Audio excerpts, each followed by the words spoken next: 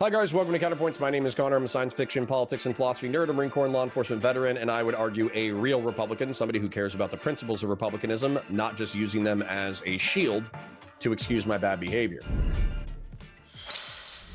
Today, I have Sitch Adam, a couple of gentlemen who identify as I don't know, they used to identify as centrist, now they're independents, now there's something. They're heterodox, okay? They're heterodox people. Now, Adam and Friended and I have beefed in the past. I think that some of his takes have been absolute dog shit in reference to the 2024 election.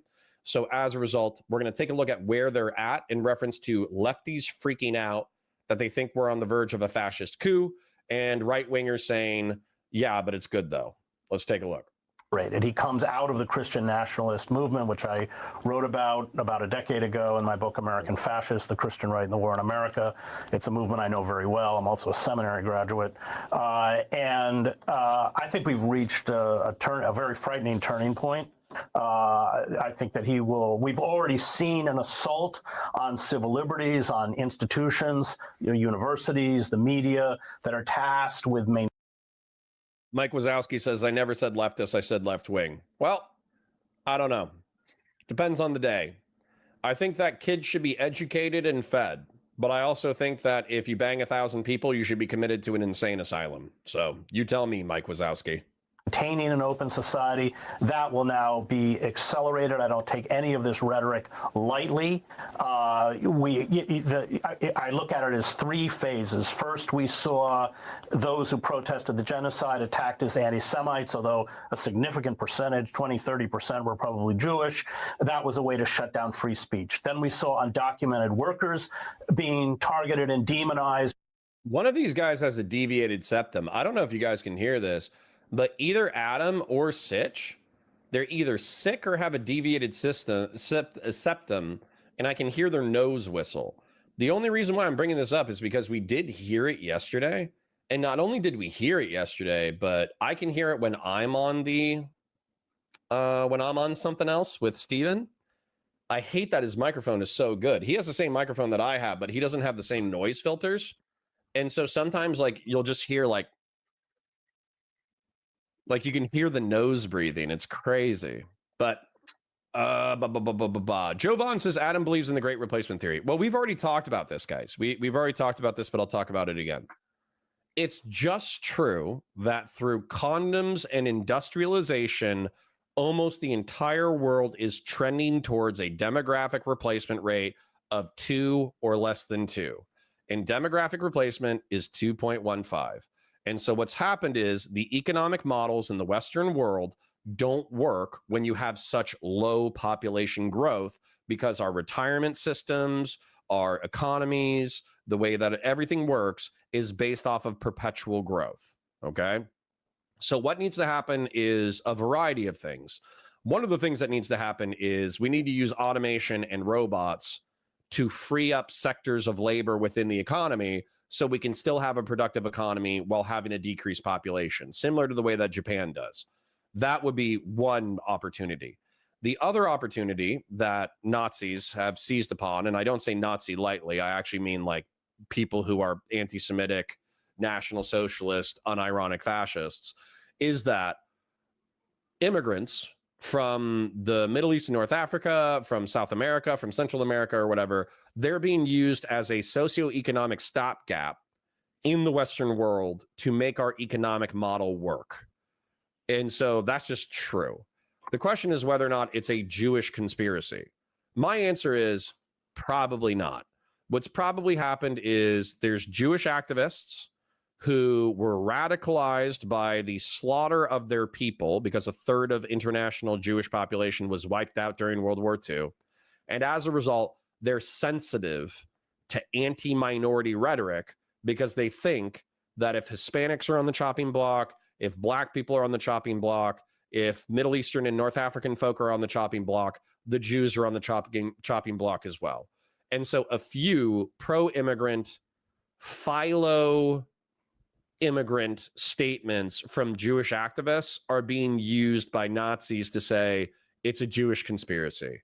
But it's not a Jewish conspiracy. It's just demographics. It's just demographics and economic push-pull pressure. So, yeah. Anyways. What does a non-leftist left-winger look like? The fuck? Are you serious? Wow, man, 542. You've been in my community too long to not know this. You've inspired a drawing. Wow, man, 542. Wow, man, 542 is a noob. And I say this with love. I say this with love.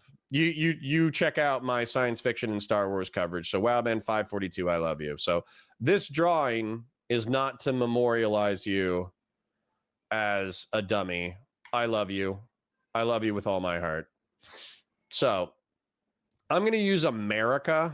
I'm going to use American demographics of the left wing. Whereas like the international thing is totally different. All right. So let's do, sorry, I need to move Wowman 542 is a noob. Need to move that up here. And then I need to do one more. And so leftist, okay, so I understand that you might be a Sitch Adam viewer, you might be a Tim Pool viewer, you might be a center-right conservatarian viewer, you might be somebody who doesn't engage in left-wing discourse a lot, but I engage in left-wing discourse a lot. I've been in, as a matter of fact, you know what? Fuck it. I'm gonna make one more group. Progressive. I'm going to do one more. Liberal. Okay. Then let's do socialist, communist. All right. So this actually isn't going to be totally accurate for demographics, but let's just use it. Let's just use it anyways, okay? Liberals, okay? Liberals are like 60 to 80% of the Democratic Party. And liberals still believe in capitalism, mixed economy capitalism, robust but efficient social safety net,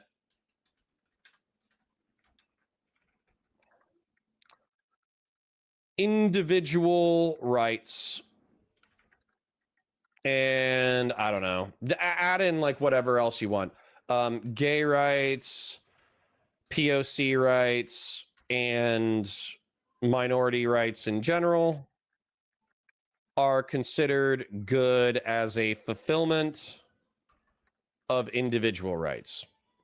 Like liberalism is rooted in the word liberty, which means like maximal human freedom. As a matter of fact, I should go ahead and put that there. Maximal human freedom.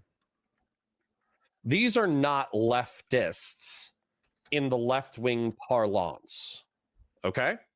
I shouldn't do maximal human rights. I should do maximal human freedom and rights. Okay? This is liberalism philosophically. And so the reason why communists and socialists hate them is because they view like the endorsement of capitalism and the endorsement of individual rights as something that props up capitalism and props up American imperialism and props up like a gay, lesbian, Muslim drone pilots. That's the joke. Like if you had a gay Muslim drone pilot who was like bombing jihadists in the Middle East and North Africa, the communists and the socialists would be like, oh, wow, this is just American imperialism co-opting liberal perspectives on, you know, individualism in order to make minorities become a part of the imperial war machine, right? That's how a leftist would view it. Whereas a liberal would be like, oh my God, we have a black Muslim drone pilot that is so fucking based, right? Then a progressive, I would say, hybrid in between of liberal and I don't even know if progressivism necessarily has an economic connotation. Like it oftentimes does, but I don't know if it does necessarily. I would say progressivism is like society is fucked up and needs to change. Minorities are currently screwed over in our socioeconomic political paradigm. paradigm. You cannot be lax in the face of injustice. And so I would say, like, there's a shitload of progressives who are capitalists, but there are also a shitloads of progressives who might be social democrats or might be socialist.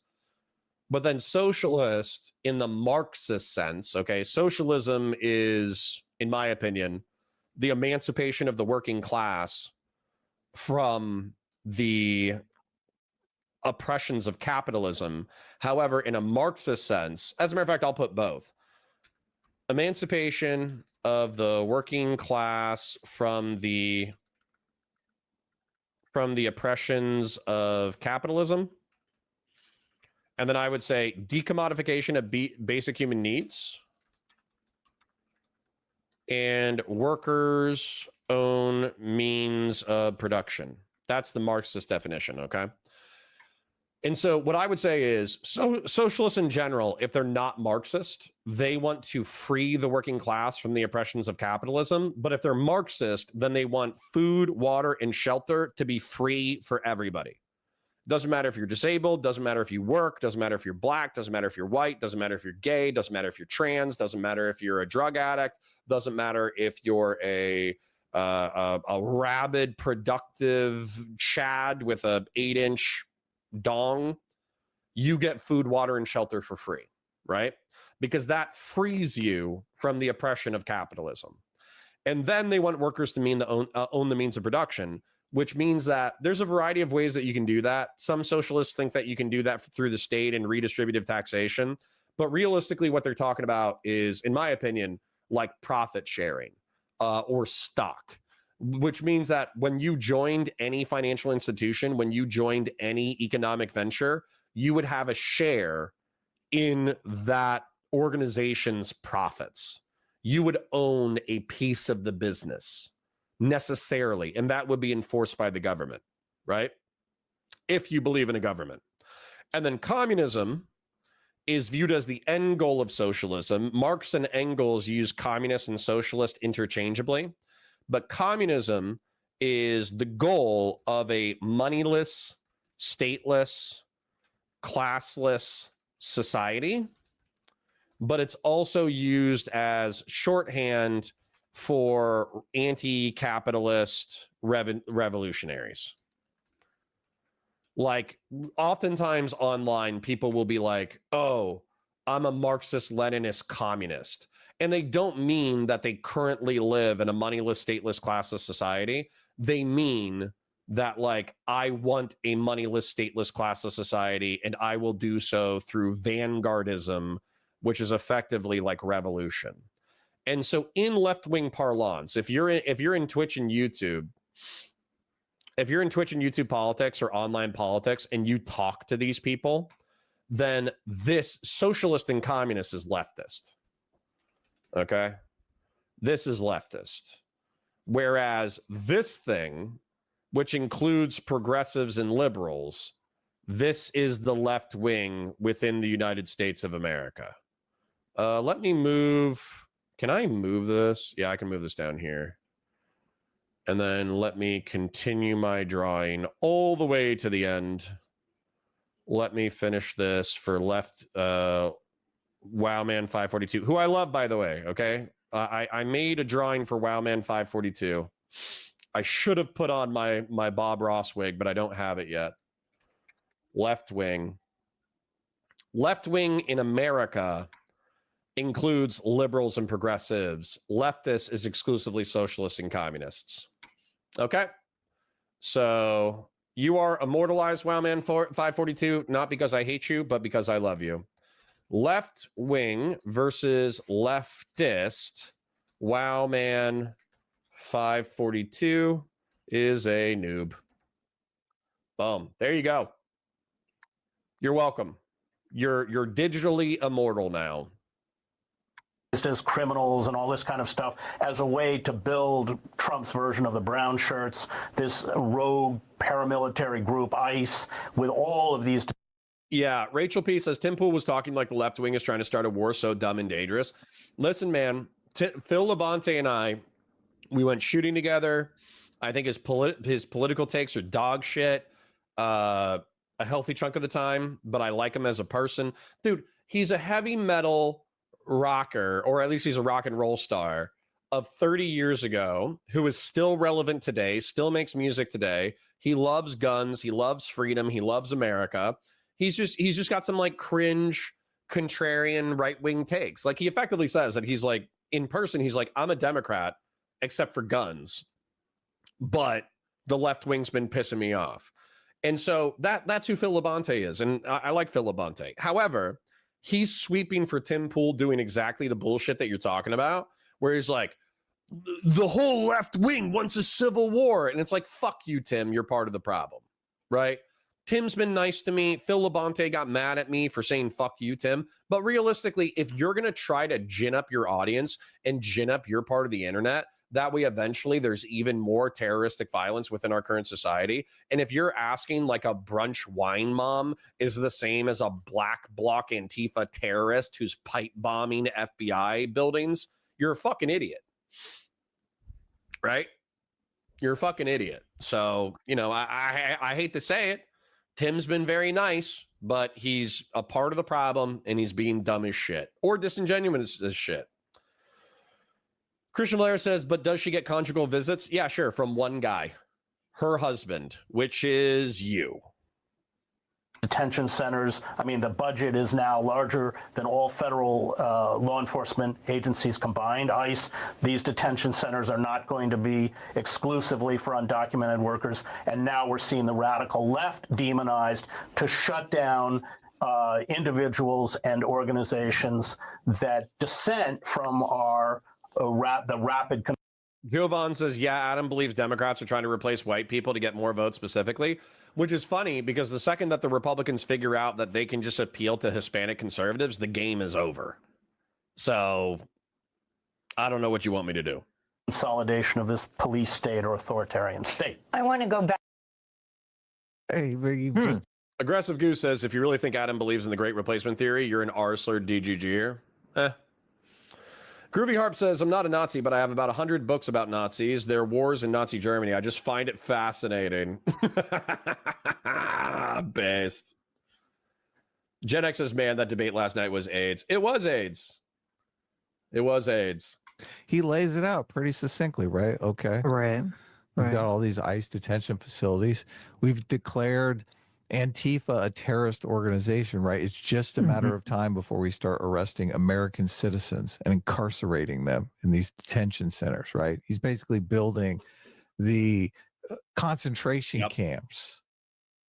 It makes American sense. fascism. It We're makes on the- sense, Adam. We're on the brink. I don't know why you're making fun of this. It makes perfect sense. Okay. It's like when you buy a hammer Mm-hmm. and you're like, I bought this new shiny hammer. I have to use it on something. Okay. Mike Wazowski says, I was confused before what your ideology was because you explained Tim Pool. Yeah, imagine a Republican before they lost their fucking minds. Okay? That's what I am. And I'll vote, in order to save the Republic, I'll vote for anybody who's pro the Republic. So if it's a moderate Democrat versus like a MAGA Christian theocrat revolutionary, I'm going to vote for the moderate Democrat. If it's a moderate Republican versus like a Zoran Mandami revolutionary socialist LARPing dickhead like Hassan Piker or Zoran Mandami, then I'm going to vote for like a Romney Republican. It just depends on whoever is actually going to stabilize our society and preserve the Republic of the United States. That's who I'm going to vote for. They're going to build these sparkling new Hold on. This is actually a great idea. Conservative liberalism says we need you might be a redneck style shtick for leftists. If you've ever worn a Che Guevara shirt while unironically championing the rights of gay people, you might be a leftist. Dude, like I wouldn't do that. I don't have the brain power to make a you might be a leftist segment, but I swear to God, that would actually hit on YouTube. Like if you made a if you order kale by the pound, you know, like while drinking, you know, a Starbucks latte laced with blood diamonds, you might be a leftist. Like that's, I see the pattern. I see how you could do it. I see how you could do it. I just don't have the skills to do it. Gator Alcatraz. Is there like listen, we took all the undocumented illegals, Cool. we put them in there, but now we ship them back to their own countries. They're just sitting there. They're crying out to be used. We need to put people in there quickly. Get Antifa, shove them in there. Didn't Hitler go on and on about Jewish people long before he ever gained power? Well, right. So hold on. Jersey Hammer says, and the left does the same fucking thing. George Bush, John McCain, Mitt Romney, Rand Paul, and Donald Trump are all same in any left person's eyes. I don't think that's true, Jersey Hammer, but I do agree with you that as I was coming up, Mitt Romney was a fascist. George Bush was a fascist. John McCain was a fascist. Rand Paul was a fascist. And I think it really did take Donald Trump for like the left wing to realize how hard they were crying wolf. You know what I'm saying? Say what you want about George Bush and the war on terror and his like erosion of civil rights of other people, but there's no way that George Bush would like overthrow the Republic of the United States. I was not worried about George Bush not stepping down from power. I really wasn't. Same thing with John McCain, Mitt Romney, Rand Paul. I think every single one of them would get elected, follow the rules of the Republic, and step down from power as necessary. Whereas Donald Trump has proven that he's not the same. He did. Wasn't he did. openly giving speeches? He wrote a book about it when he was in prison. Yes. Yeah. Well, was he in prison for the beer hall putsch, where he basically got a bunch of business people together and at gunpoint tried them to mutiny against the government and put him in charge?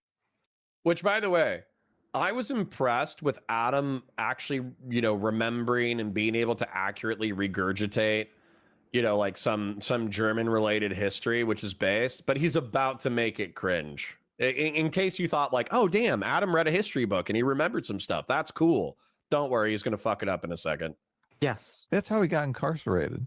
Yes. That seems like a far cry from January 6th to me. Busted out the brooms. Busted out the brooms immediately. Hey, do you remember the beer hall putsch? Yeah, well, that's worse than January 6th, right? Sweeping Adam friended. Get out your fucking push brooms. It's a lot more on the nose, as the kids say. On the nose. Yeah. That's the part of January 6th that's always missing for me, where he actually commandeers the military. Now, if he pulled out the military and started confiscating voting machines, You'd be I'd think like, yeah. oh, this is Hold on, but this is fucking silly, okay? Cameron Mosley says problem with liberalism is minority rights are unneeded because the Constitution applies to them as well. Cameron Mosley, my parents were born in 55, approximately 55, plus or minus 2 years, okay? They were born in 55. They were born before desegregation. You understand that, right? Like private businesses, which you could argue is constitutional if you wanted, but large swaths of American society were cut off from Black people just through virtue of their skin color. A Black person walks into a candy store to buy their family some candy, and the worker, the owner or the cashier in the 50s and 60s could just walk up to the Black person and say, hey, we don't serve Black folk. Please go back to your side of town. And that was legal. And that was normal. And that was, in my opinion, immoral, right? To quote Martin Luther King Jr., judge not a man by the color of his skin, but by the content of his character. Okay? So you can say, oh, well, we should have freedom of association and integration and desegregation are technically unconstitutional, and Black people can build their own candy stores and all that kind of bullshit. But you know what? Maybe this is liberal of me. Maybe this is progressive of me. I think that Black people should be judged off the content of their character rather than the color of their skin.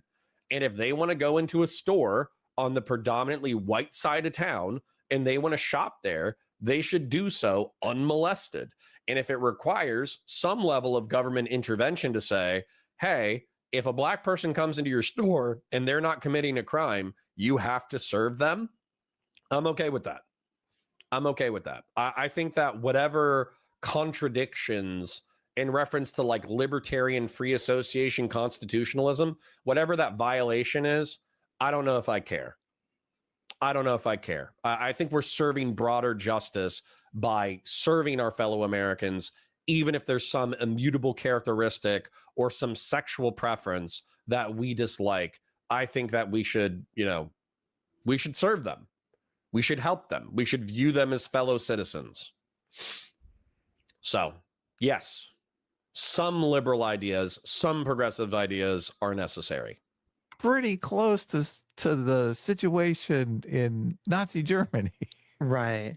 But none of that ever happened. So hopefully Trump will stay on the right side of the law here. Although they're going out of their way to characterize him as doing everything illegally.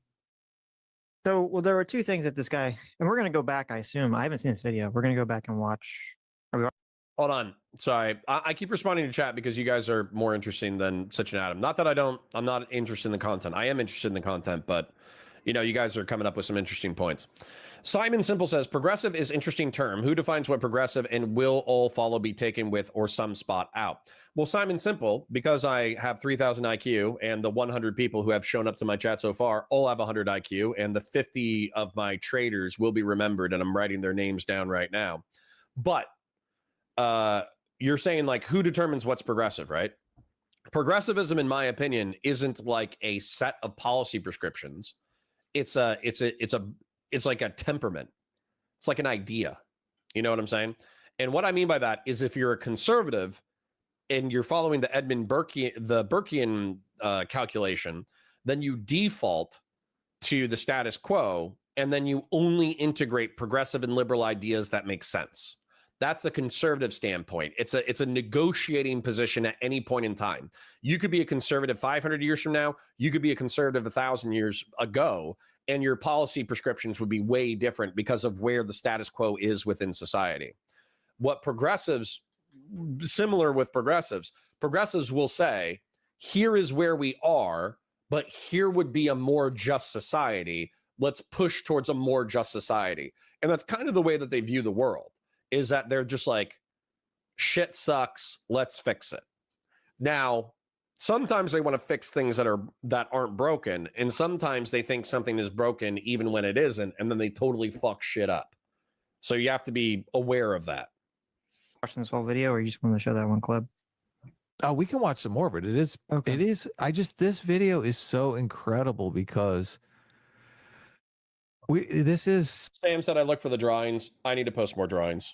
Scott Adams' 2 movie situations, and the 2 movies are just, I mean, we're getting to the climax of each of these movies, and it's pretty insane. I don't see how these 2 worldviews aren't going to collide in some fashion. So something has to give, right? Hopefully it's resolved. Nice. Congratulations to S.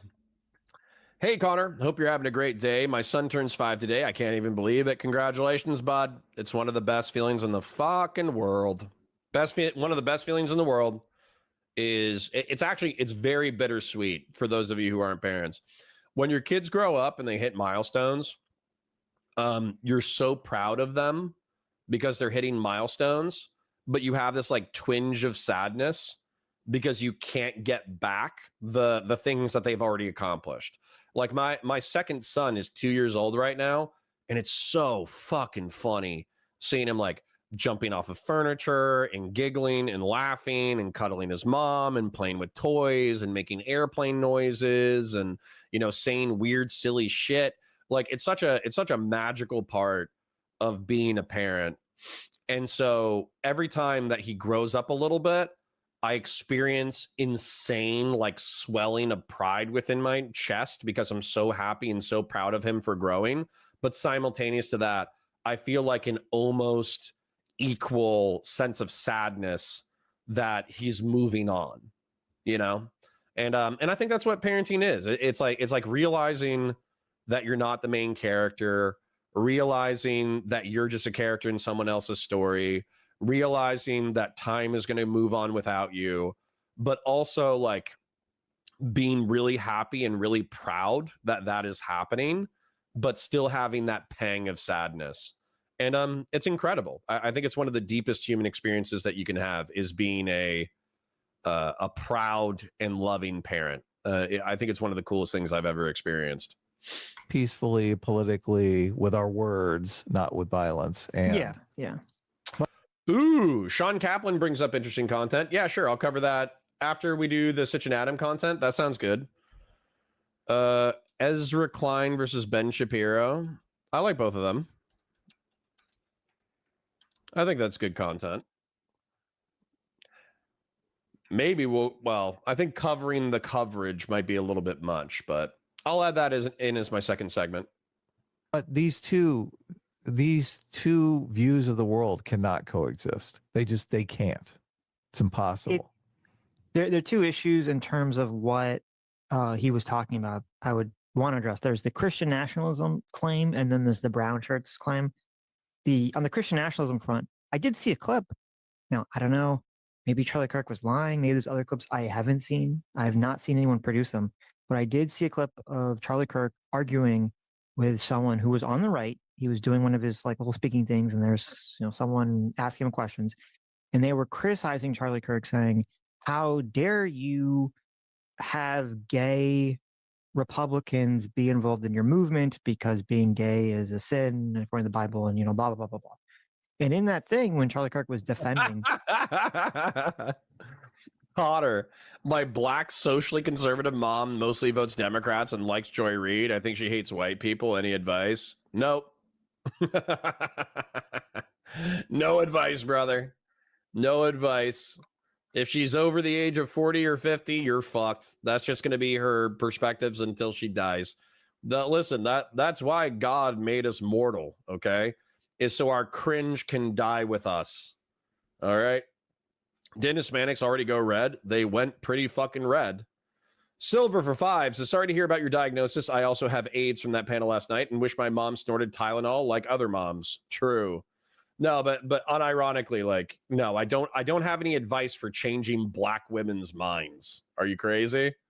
Try to change a black woman's mind. That's fool's errand. Fool's errand. The idea of, he personally is not in favor of gay marriage, but was defending working with gay conservatives. He specifically said that we don't live in a theocracy. America's not a theocracy. And, you have to follow the Constitution. And he specifically said that, doesn't know why the speaker was so bothered by what people do in the privacy of their own home. So now maybe he's changed. I don't know what year that clip was. I don't know if any of his opinions have changed, but I did see that clip.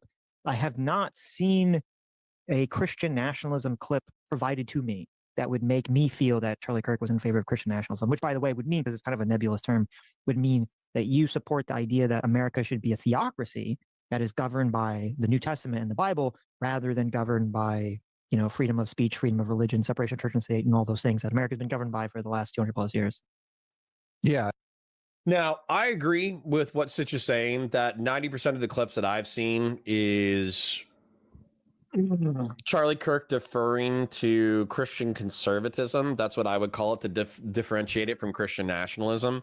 I think Christian nationalism is largely used as a term for Christian theocracy, effectively a society that is predominantly Christian, defers to Christian morality, defers to Christian scripture, and enforces that scripture.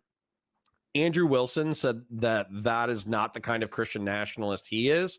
But then if he's deferring to the largely secular Constitution of the United States, I wouldn't call him a Christian nationalist. I would call him like a Christian who is an American nationalist. So I think Andrew Wilson is playing word games in reference to referring to himself as a Christian nationalist. Part of the insanity in all this is they're making Charlie Kirk out to be something he's not. So there are obviously figures on the right who would jump at the chance for America to be a theocracy. Matt Walsh, Michael Knowles, they're far more down that path. So yeah, or even Jack Posobiec. If you tried to insurrect your government, you might be a leftist. I think you said the opposite, but I like mine better. Who was, on Charlie Kirk's podcast and was his co-host. I mean, he has made several comments about the only way to save America is to reestablish Christianity in the government. And you say, okay, well, what does that mean? It's kind of like, I don't know what that means, but all right. Right, yeah. But again, just because Jack Posobiec said it and he was on a podcast with him, I don't think it's fair when Charlie Kirk has explicitly said the opposite of that. Unless someone can show me he's changed his mind, I don't think it's fair to throw that at Charlie Kirk. I mean, obviously If we cry wolf for a long time and still end up being right, then what's the problem? Nobody fucking believes you, Cacode. Cacode. If you want me to pronounce your name correctly, then you need to write out the pronunciation. But what's the problem? The problem is that you said that Republicans were fascist for 20 fucking years. And so now you look pretty, baby. I want to smooch you, kiss your face.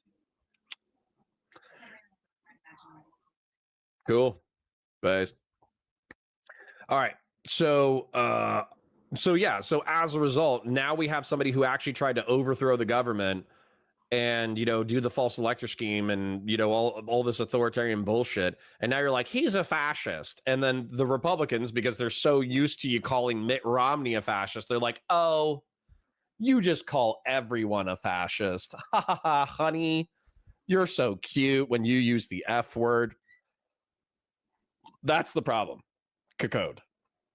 That's the problem when you call Sitch and Adam fascists, okay? Sitch is not a fascist. He's like a centrist, contrarian liberal who criticizes the left a little bit too much compared to how much he criticizes the right. He's a fucking centrist, in my opinion, even if they don't like that word anymore. Then with Adam, in my opinion, Adam's an idiot. So he's not a fascist. He's just dumb. Okay? So yeah, you're crying wolf. Sweep, sweep, sweep, sweep, sweep, sweep, sweep, sweep, sweep, sweep, sweep, sweep, sweep. True. do a podcast and we disagree on a lot of issues. So it's not fair for any of us to be held to the other person's positions. Yeah, I totally agree. I just this things can deteriorate fast in my estimation. So while I don't think Christian nationalism is a remote threat at the moment, Yeah. it depends upon, like, if things deteriorate into a one-party state, oh my God, Christian nationalism is totally on the table. But this is a situation where I feel like people are LARPing themselves into this. Like this guy here, he's like, he characterizes everything as fascism. Mhm. When enforcing the law is fascism now, right? Enforcing immigration law is fascism. Of course, he's saying, look, it's not about the immigration law. It's sooner or later those detention centers are going to be used on American citizens. He believes that shit. Right. Yeah. And I want to get to that because that's the second point. But just going back, to the Christian nationalism thing for a second, it's Matt Walsh is trying. It seems like Matt Walsh is trying to set himself up to be the destiny of the right in terms of like him saying the. How far am I behind? It's 10:40 right now, and I'm reading your chat right now at 10:30, so I'm 10 minutes behind. Incendiary thing to rile up his side, but to just prove the other side correct in a very stupid way, in a very obnoxious way. Because Matt Walsh posted this on. All right, quick shill time because we're starting to breach into the 120s right now. Hey, you 30 fucks who came in the past like 10 minutes, okay? Don't think that I don't know who you are. Well, I actually don't know who you are. But at the same time, don't think that I'm not insulted by you, okay? Pisco's live, so you betray me. You go to Pisco, you hang out in Pisco's chat until he's too boring, so you come over to my chat. Don't think that I don't know that you betrayed me. You betrayed me, you 30 fucks. I see you. But anyways, quick shill. Like the stream. Oh, see, one of them ran away. Fucking pussies. Like the stream. Share it with your friends. Engage with chat. Super chats if you got them. Memberships if you got them. I parasocially love you. Thank you for being here. He said leftists are enraged by the spectacle yesterday. You're talking about the Charlie Kirk Memorial Service. They are calling us Christian nationalists. They say we want to usher in a new era of Christian nationalism. They claim that we are more radicalized than we've ever been, and they're 100% correct on all counts. So he is saying that actually, yes, they, being the right, wants to usher in Christian nationalism into the country. Right. Okay. So Matt Walsh is basically signing off on the idea. Yes. Yep. And Matt Walsh is such a fucking pussy, dude. Matt Walsh is such a fucking pussy. Watch this. I think I did it today. So, oh, hold on. He's got another one. The founders wanted unity and peace among all the various Christian denominations. Islam wasn't anywhere on their radar screen. They were basically zero Muslims in America when the Bill of Rights was written. It didn't factor into their calculations. Oh, let's burn the Constitution because I'm scared of Muslims. Matt Walsh is such a fucking pussy, dude. I'm sorry for using heated gamer language, but what a fucking loser this guy is. The mayor of Dearborn, Michigan is Abdullah Hamoud. The guy running against him in the mayoral race is Nagi Almudegi. The mayor's chief of staff is Zaneb A. Hussein. The police chief is Isa Shaheen. He oversees the commander of the patrol division, Madhu Bazi. The public health director is Ali Abazid. Don't forget city council members Kamal Al-Sawafi and Mustafa Hamoud. Question, is this what the founding fathers had in mind? That's a question that the residents of Dearborn can consider as they awake at 5:30 a.m. to the Muslim call to prayer blasted over loudspeakers by their local mosque. They can keep thinking about it as they get in their cars and drive to work down Osama Siblani Street. Is this America? If the entire country resembles Dearborn in 50 years, in what sense will America still exist?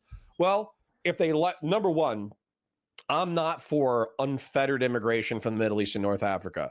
I do think that there are cultural differences between the average person in the Middle East and North Africa and the average American.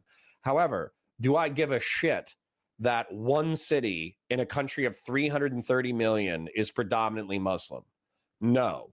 And I think that if Matt Walsh wasn't pusillanimous, we could go have dinner with Abdullah Hamoud and Nagi Amladegi and Zainab A. Hussein, and we could go to the local shawarma place. We could go to the local kebab place. We could hang out in downtown Dearborn, and there might be some homeless junkies and all that kind of stuff, but I would be more worried about the homeless junkies than I would be about the normie Muslim walking up the street. Okay?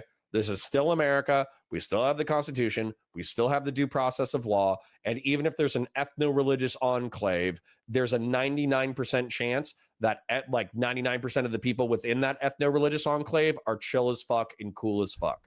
And so I challenge Matt Walsh, if he wants to not be such a fucking pussy, to let's grab some cameras, let's go to Dearborn, Michigan, and let's have some fucking shawarma with Abdullah Hamoud. Let's go have some fucking kebabs with Nagi Amnuldegi. Let's go, walk the streets with Ali Abazid.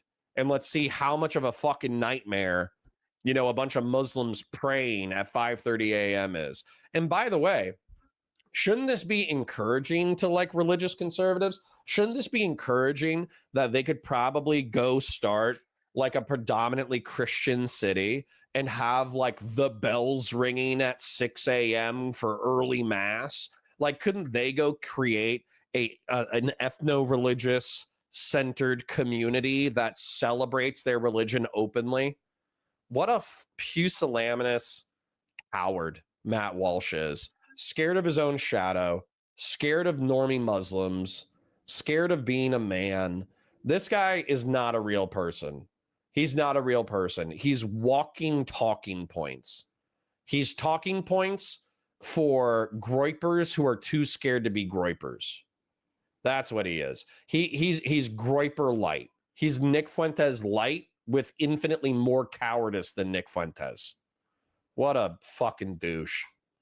Again, sorry for using such potty language. This is a family show, but I'm grumpy today, so my apologies. Now, I watched the memorial service in its entirety. Wow. Yesterday. I did have it sped up, obviously, because it was like 5 hours, but I did watch it in its entirety. With the exception of like the end of Jack Posabik's speech, there's like a bunch of speakers, like 20, 30 speakers, maybe. Majority of the speakers. Sorry, I got to share this. Well, QC John says, Connor, it really sets in that you're no longer the main character when your daughter goes from being a daddy's girl to hating your guts automatically on her 12th birthday. Yeah, I bet that hits hard. Yeah, Eben, Sitch is the caretaker for Adam Friended. True. Govin00 says, we should go towards Hedges away from Adam, Bitch, Shapiro, and who the F ever else is in our diet. Sure. Silver for 5. This is the one I already read, but I'm going to read it again. Sorry to hear about your diagnosis. I also got AIDS from that panel last night and wish my mom snorted more Tylenol. True.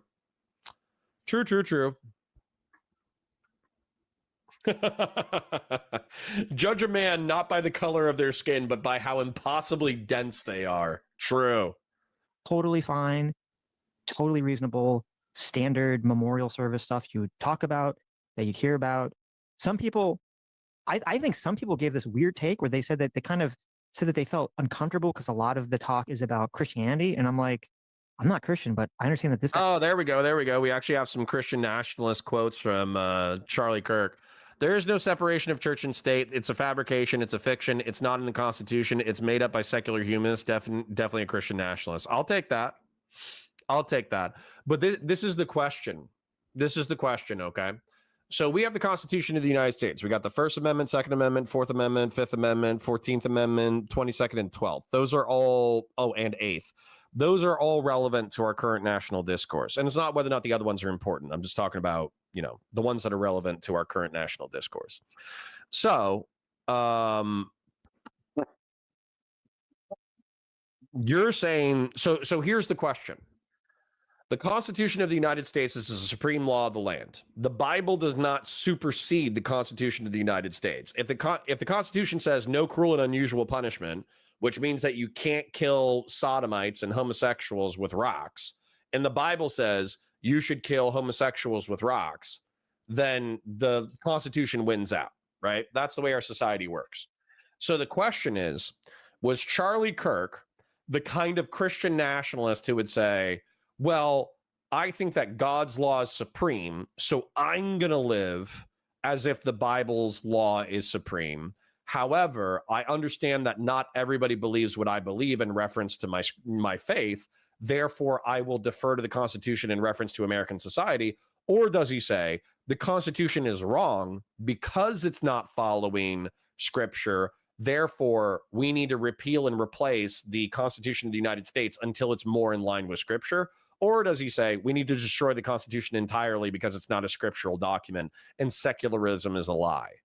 Because I would view the most recent thing I said as the most extreme.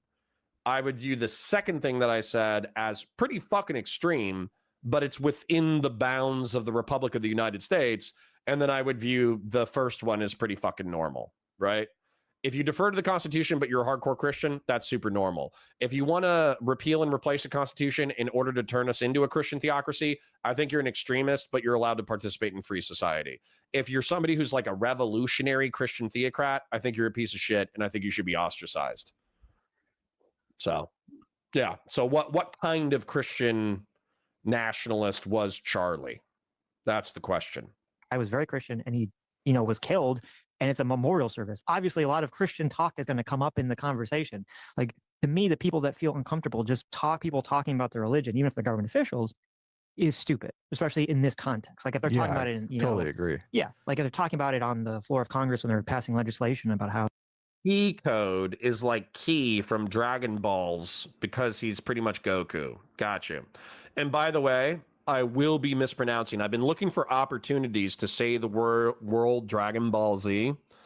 But what's so funny is my son was telling me about Dragon Ball Z. And I was like, wait, how do you spell that? And he was like, Dragon Ball with a Z at the end. And so for the rest of the conversation, I just called the Dragon Ball Z. I just called it Dragon Balls. And my son was laughing so hard, he was crying. So please bring up Dragon Ball Z whenever you can. That way I can call it Dragon Balls.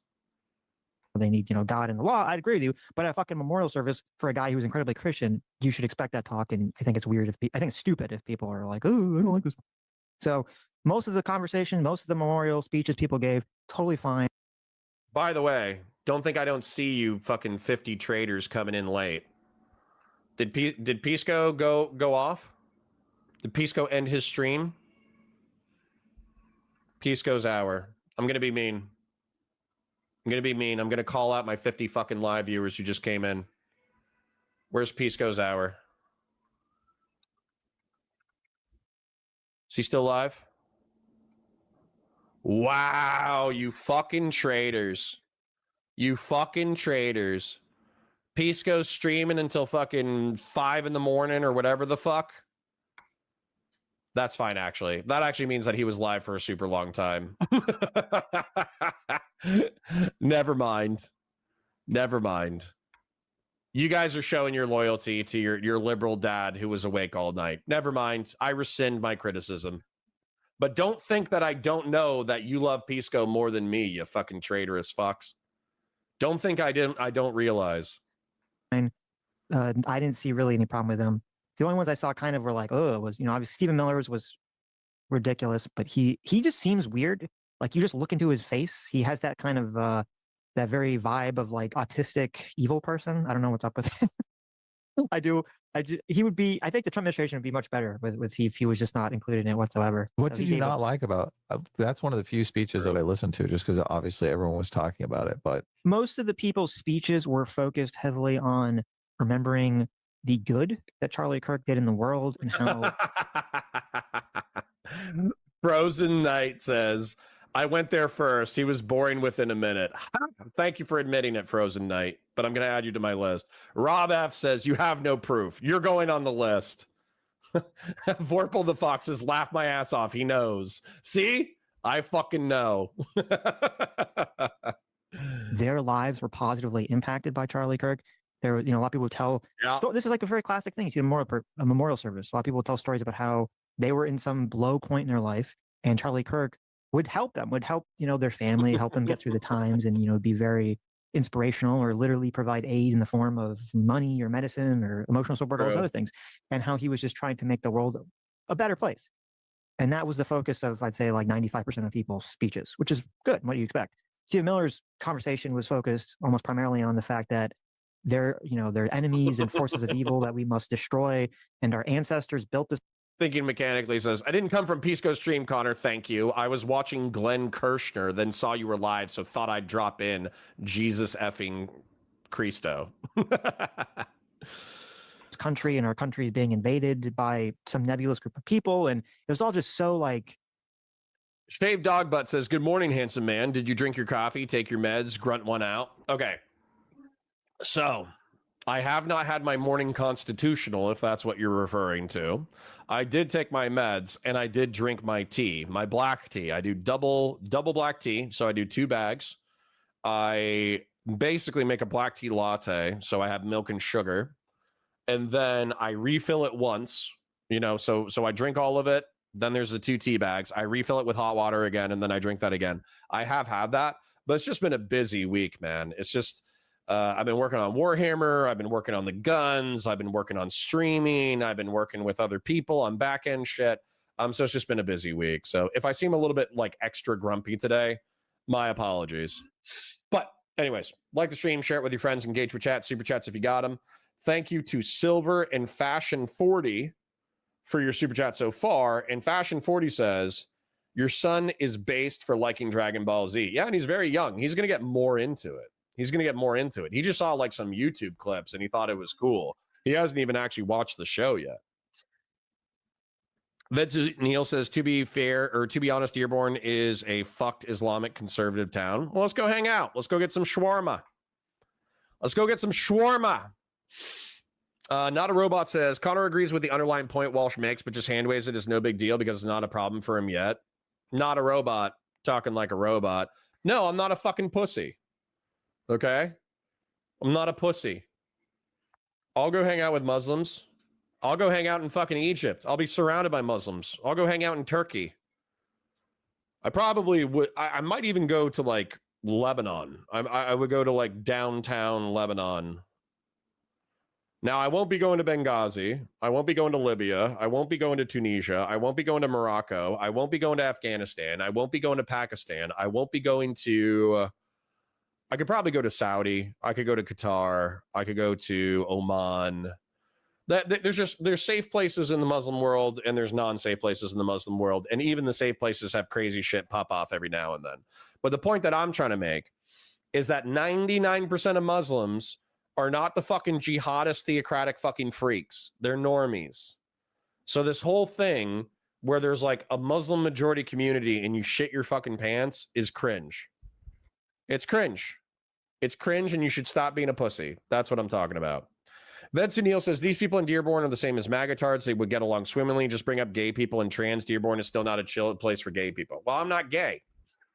So yeah. So could gay people go do what I do? Could you be wearing like booty shorts, golden booty shorts, cover your body in sparkle, put nipple tassels on, and ride your roller skates down downtown Dearborn? Probably not.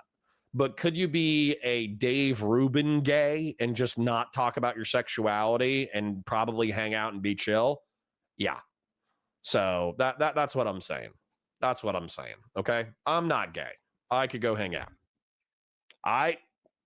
Fight, fight, fight, like evil, evil, evil. We must fight against some sort of great evil on the horizon without really naming or it's categorizing what this evil is, which kind of creates this like nebulous. Are we talking about foreigners? Are we talking about the left? Are we talking about Democrats? What exactly is going on here? And I just, to me, bringing in such negativity and hatred into memorial service is not, that's not the place to have that conversation. Right. Yeah. I mean, I agree. There is evil in the world that we must.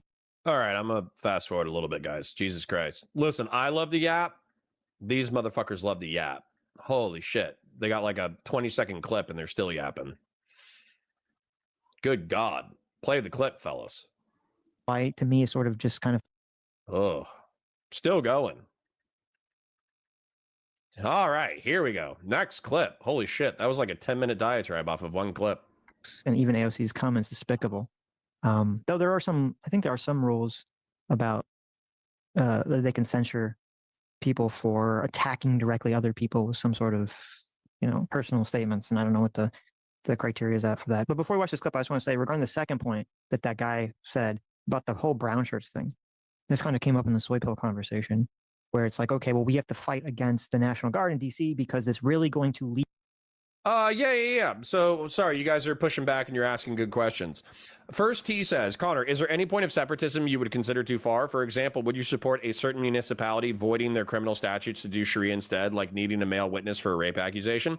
Yeah. That's way too far. Way too fucking far. The Constitution of the United States is the supreme law of the land, and if you don't defer to it, you can go fuck yourself.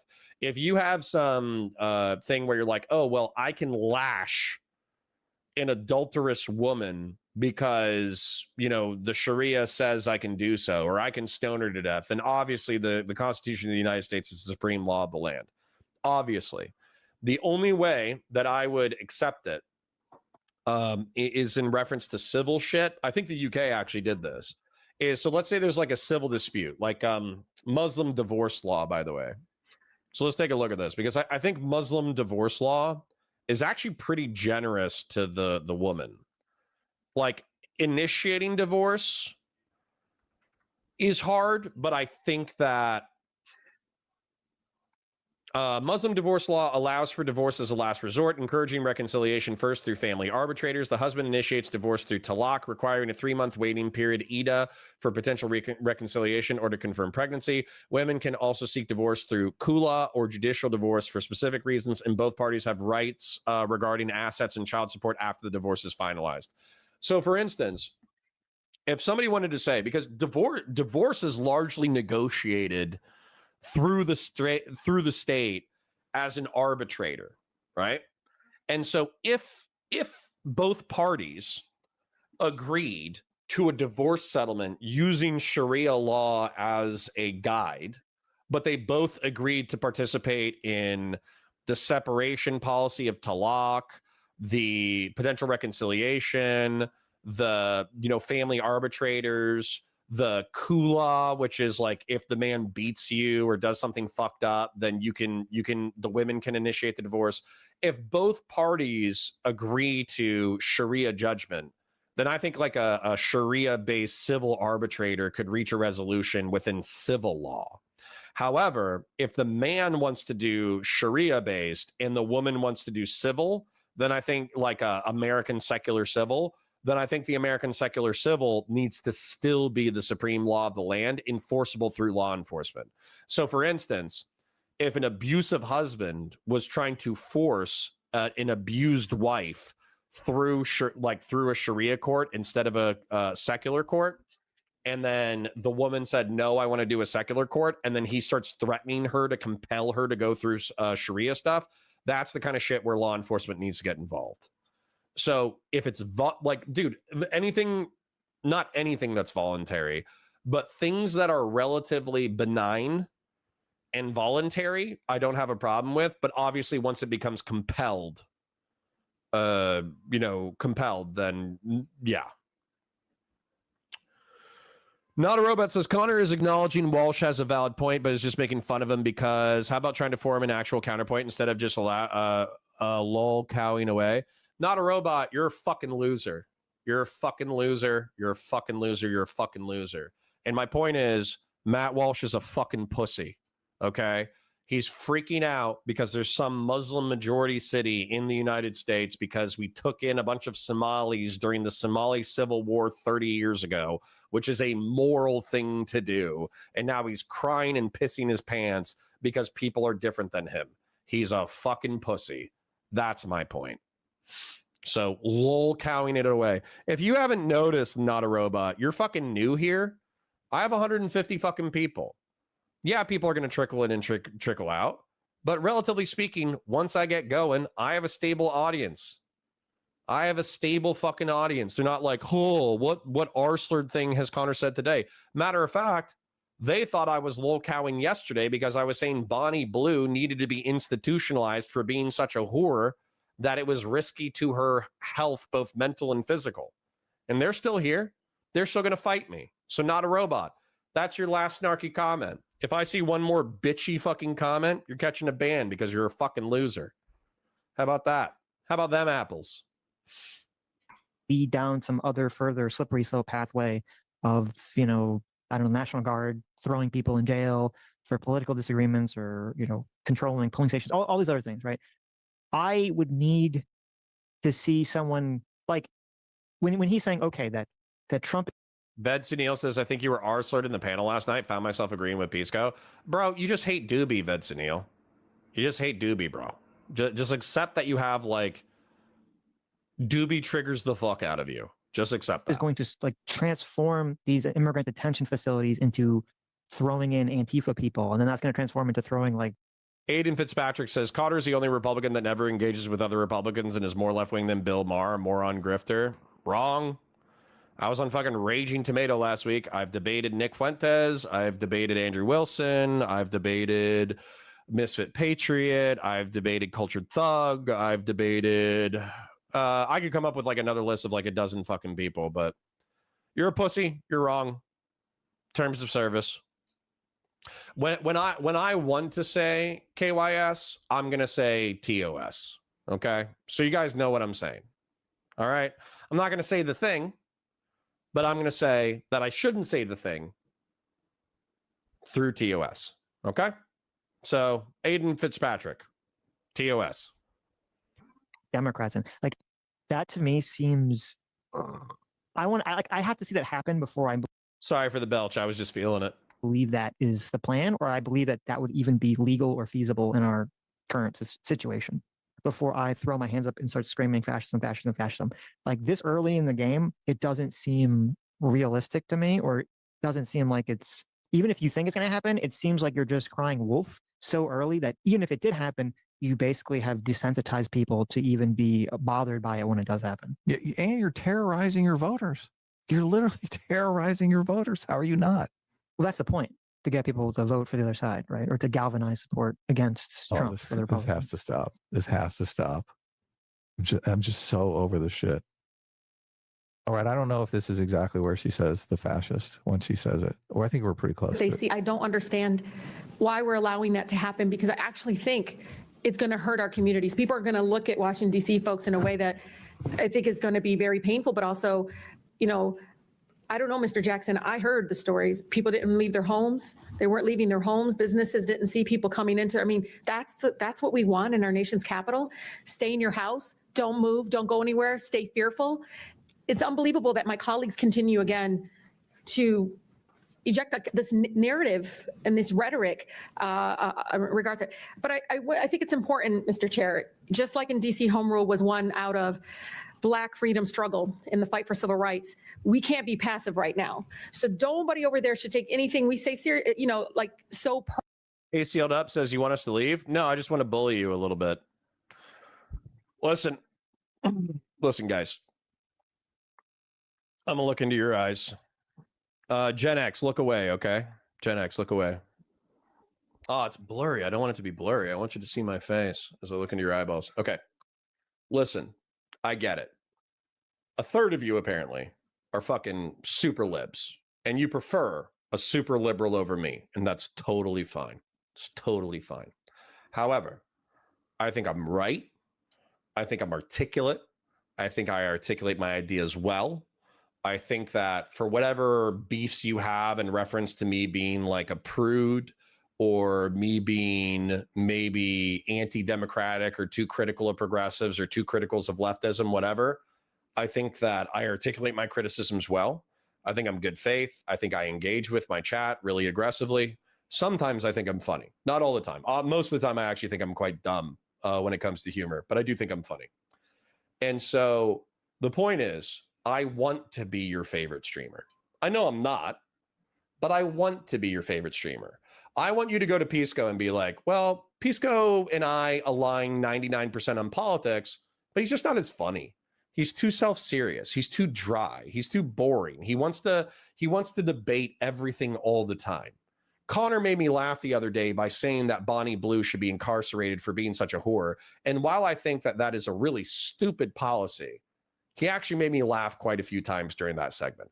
And therefore, instead of clicking on Pisco, I want you to come here and click here and watch me and super chat to me. Now, is that selfish? Absolutely. Is it egotistical? Absolutely. Is it annoying? Absolutely. But do I feel that? Yes. When Pisco is live and there's 50 people watching Pisco talking about how paint is drying and they leave me for Pisco, it hurts my feelings. Okay? So I compensate by giving you shit for watching Pisco paint dry, or watching Pisco watch paint dry, rather than coming over here and arguing with me about incarcerating Bonnie Blue for being a whore. I think that's more fun. But, you know, you're a free person. You vote with your feet. You vote with your super chats. So I'm not going to hate. I'm just going to make a joke about it every now and then. Fair? I think that's fair. Personally, as if we're attacking them. No, we're attacking a process. We're not attacking people here. And I think it's really important. We need to stand up against this fascist takeover. That's not a bad word. It's a fact. And are you going to moral frog about that? Now, I'm not saying that Rashida Tlaib knows what fascism means, but if she's saying that she thinks that an authoritarian government is currently trying to buck up against the guardrails of our constitutional republic and that they're wannabe fascists, and this is a descriptive term, not a pejorative term that's meant to like attack individuals, but more systemic description, are you going to moral frog about that, Adam? I have a feeling you will, but maybe you could prove me wrong. I would be so happy to be wrong. attacking a process. We're not attacking people here. And I think it's really important. We need to stand up against this fascist takeover. That's not a bad word. Yep. It's a fact.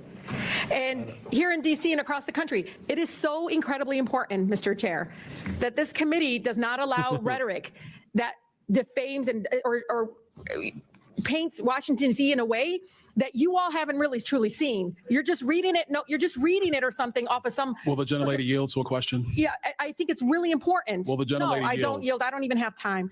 I can tell you. Your time's expired. It is expired, but Mr. Chair, Some but you all live like here, Mr. and Lee. you're not telling people the beautiful parts that you do see in our Mr. nation's Lee. capital. And no, it's just wrong how we're Oh, doing it. Chairman, I think Wrong. it's True. Timothy, and she's saying like, oh yeah, DC has some fucking rough parts, but you guys are being fascist dickheads. You got National Guard all over the place, and while the homicide rate has plummeted, which is good, by the way, you're doing it in an authoritarian, draconian way. People are afraid to leave their houses, blah, blah, blah, blah, blah, blah, blah. Do I think she's being alarmist? Yeah, probably. I don't think like Jeb from the National Guard, who's deployed for 30 days as a show of force to reduce the homicide rate, I don't think he's on the verge of like, you know, snapping up random Hispanic people. I do think ICE is going to do that for sure. ICE is going to do that for sure. So if you're an illegal immigrant in Washington, D.C. during the crackdown, yeah, then I would understand why you would be afraid. But I think that Rashida Tlaib needs to deal with the fact that technically they're not supposed to be here. We can talk about morality. We can talk about legality. But you need to deal with the fact that, like, it is immoral, but it's not technically illegal. And that's the conversation we need to have. Timothy Douglas says, pretty disappointed you seem sided with Doobie last night on the I'm a solid blue state, I can protest vote, blah, blah. Well, Timothy Douglas, I'm going to tell you, I don't feel this way, okay? I don't feel this way, but I understand lefties and progressives who do. So what Doobie is saying, which I understand even if I don't agree with it, is that liberals will constantly use appeals to pragmatism and appeals to danger in reference to Trump and appeals to what's going on in our country right now with which to badger the non-voters. Okay? And I think that from a pragmatic political perspective, that's true. However, what I think Pisco is doing, that's fucking annoying as shit, is he's not acknowledging that liberals are not really catering to their demographic base in reference to Israel-Palestine or in reference to like economic concerns. They're just not, dude. They're just not. So you can say that Democrats are better than Republicans. That's true. But when your options are, eating a shit sandwich and eating a shit sandwich with razor blades in it, obviously eating the shit sandwich is better than eating a shit sandwich with razor blades in it. That's just true. But you should still acknowledge that you're eating a shit sandwich, and somebody saying, hey, rather than me being compelled to eat poop, could you like not put poop in my sandwich and could instead you try like salami or Swiss or chicken tenders or something that isn't fecal matter? I think you need to understand that like people would prefer to eat like chicken and salami over dog shit. Okay? Understand it logically, even if you still agree that eating a sandwich filled with poop and razor blades is worse than eating a sandwich filled with poop. It's not a difficult conception. Also, pretty disappointed. I'm not going to lie. This is like lib-coded language. I'm pretty disappointed, bro. I'm pretty disappointed. Guess what? I'm going to have shit takes. I'm going to have shit takes that you're not going to like. And you're going to have to fucking, give your balls a tug, okay? Give your balls a tug. I'm going to disappoint you. It's going to happen.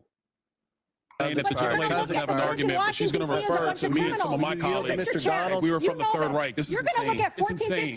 It's insane. It's insane. Do I look like a member of the Third Reich to you, Ms. Tlaib? Is that what I look like to you? You're the one. You're enabling it, but that's okay.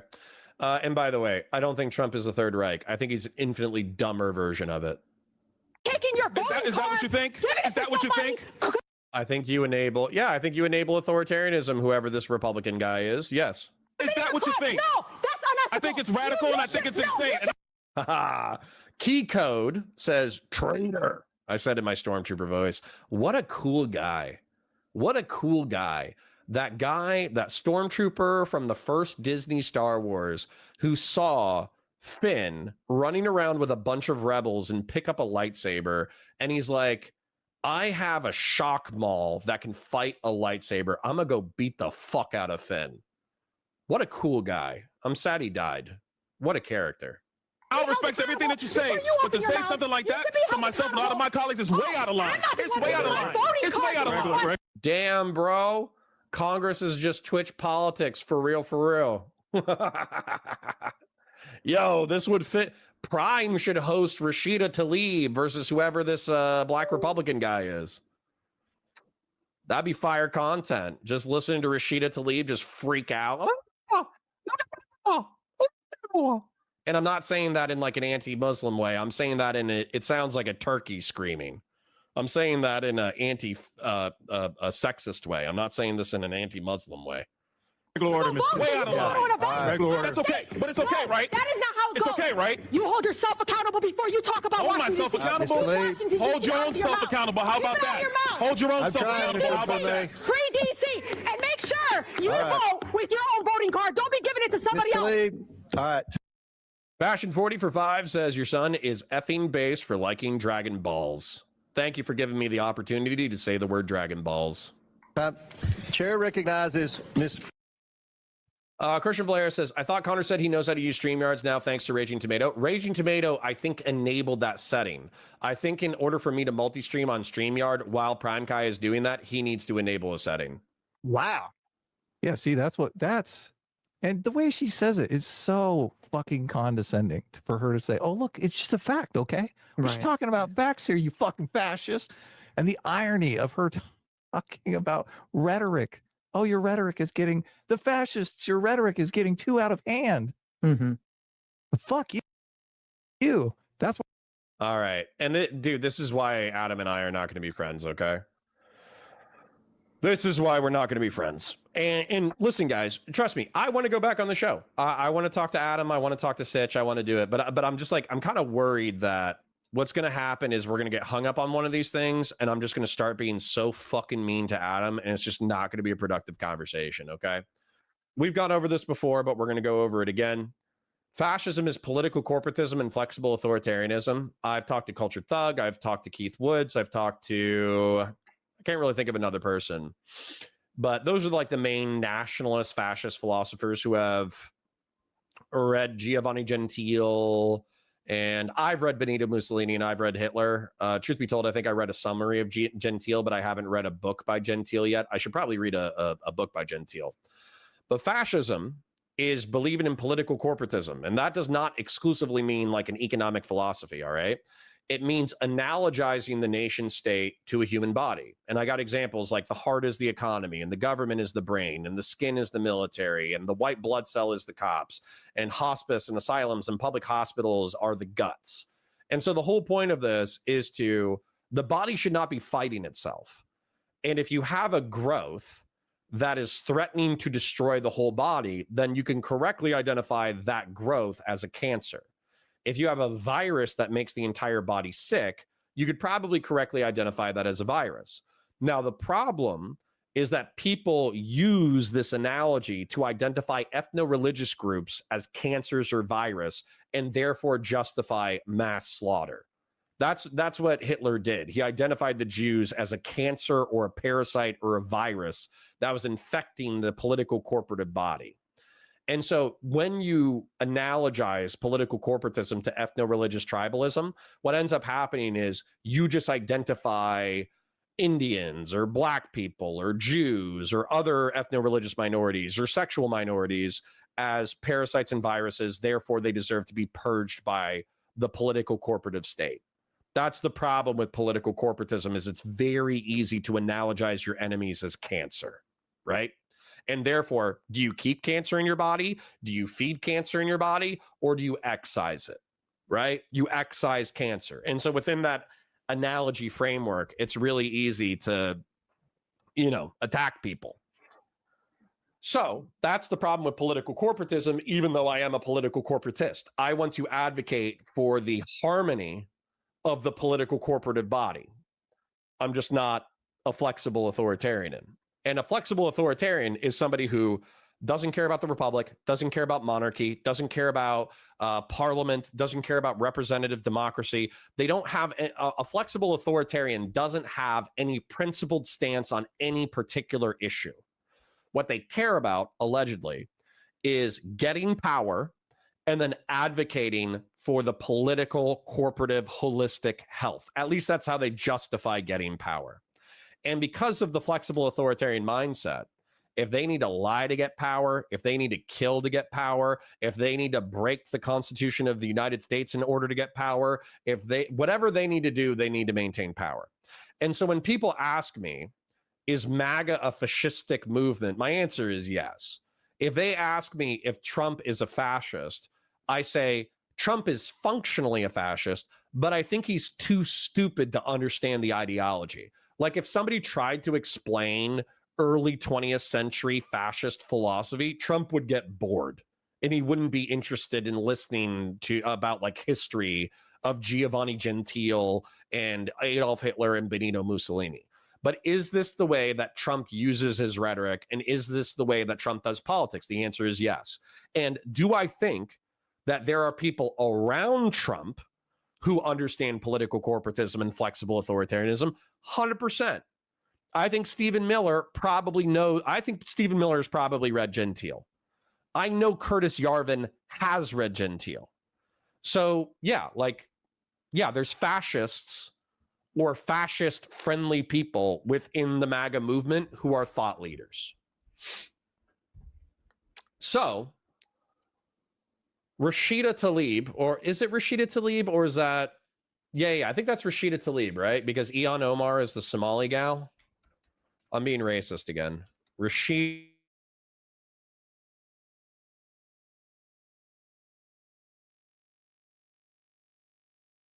Out with Hassan Piker. She sweeps for Palestinian terrorism.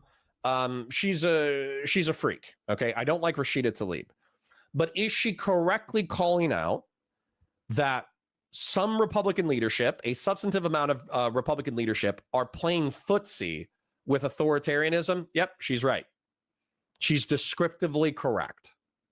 And saying, hey, I'm a black Republican. Do I look like a Nazi from 1930s Germany? Is kind of missing the point. And I am unsurprised that Adam Friended is missing the point. I am not surprised at all.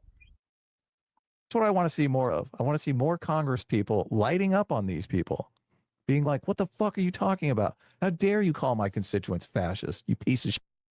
I think your constituents are too ignorant to know what fascism is, and therefore they vote for people like Trump and his administration, which includes Stephen Miller, who's definitely read Gentile.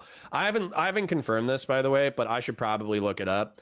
Like, apparently, Stephen Miller's speech, it either echoed or was a plagiarism of a Goebbels speech.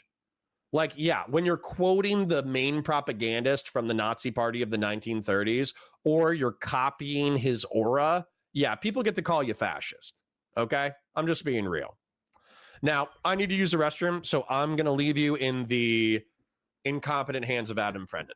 I'll be right back. Shit. Well, I don't even know what she was talking. What is she talking about? She was talking about the DC, the National Guard in DC. No. I know that, but she was accusing Byron Donalds of like giving someone his voting card. Well, yeah, I don't know. I don't know what that was all about, but she made like, you gave someone else your voting card. What? Okay. I guess there's some story there, but I don't know what the fuck she went hysterical. Yeah. Yeah. Look, Byron Donalds for president. I hope he's running. Isn't he? Rashida Tlaib is insane. All the squad has proven themselves in fucking sane. Byron Donald's the Florida man. Yeah.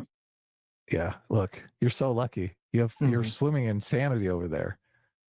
Okay, so this is what the AI says. It says in February 2025, Representative Byron Donalds faced criticism for allegedly giving his voting card to another person that cast votes on his behalf while he was in California for an appearance on Real Time with Bill Maher. Multiple reports at the time accused Donalds of violating House rules which prohibited this practice. Oh, okay. I gotcha. So it was voting in the House. The alleged ghost voting incident.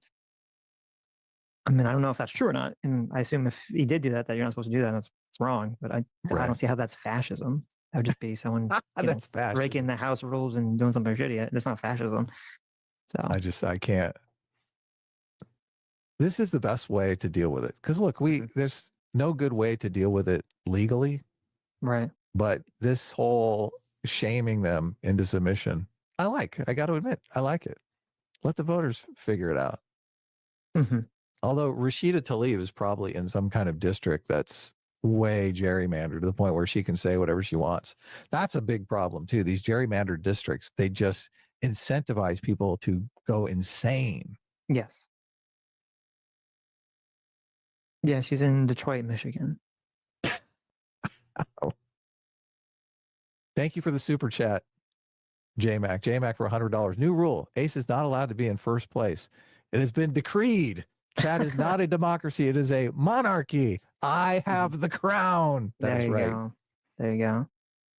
And look at this. Thank you, JMac. And look at this, Ace, for 8 months. Being for Secret says, Adam, I'm sorry I've been going way too hard at you. I still may have criticisms of you, but I went too far. I went from playing the villain to being one. Look at that. Well, thank you. That is nice. That is nice of you. That is great. Yeah. Ace, I'm glad you said, because I was about to say, like, I'm starting to get tired of, I think there's like too much negativity and too much insulting going on in chat. And I was gonna be like, listen, Ace, you can disagree with Adam or me, or anyone can disagree with Adam or me, but just disagree. Don't be hyper insulting. And well, yeah, it does. It does intimidate it intimidates new people who come into the chat who don't necessarily. They're like, what? What is this place? It's hard for them to get a foothold if everybody's just being super incendiary. So a little bit of ribbing, I think, is appropriate, but that's a great point too. Is because I've seen people new people come in the chat and then they just get basically screened out by someone else in chat. Yeah. So maybe it's been in a while and it's just like, thank you for making our community smaller. So Yeah. so again, disagreement, Exactly. fine, but let's keep the schizoidness down to a minimum and the insults down to a minimum. At least the people that are engaged in the actual conversation. If you want to insult people, they're not here. That's Well, actually, that's not true. Don't insult friends of the show either, even if you disagree with them. Disagree with them. Don't throw insults. Everyone just be kind. We need to be nice. Yes. We need to learn. Now is the moment for kindness in America.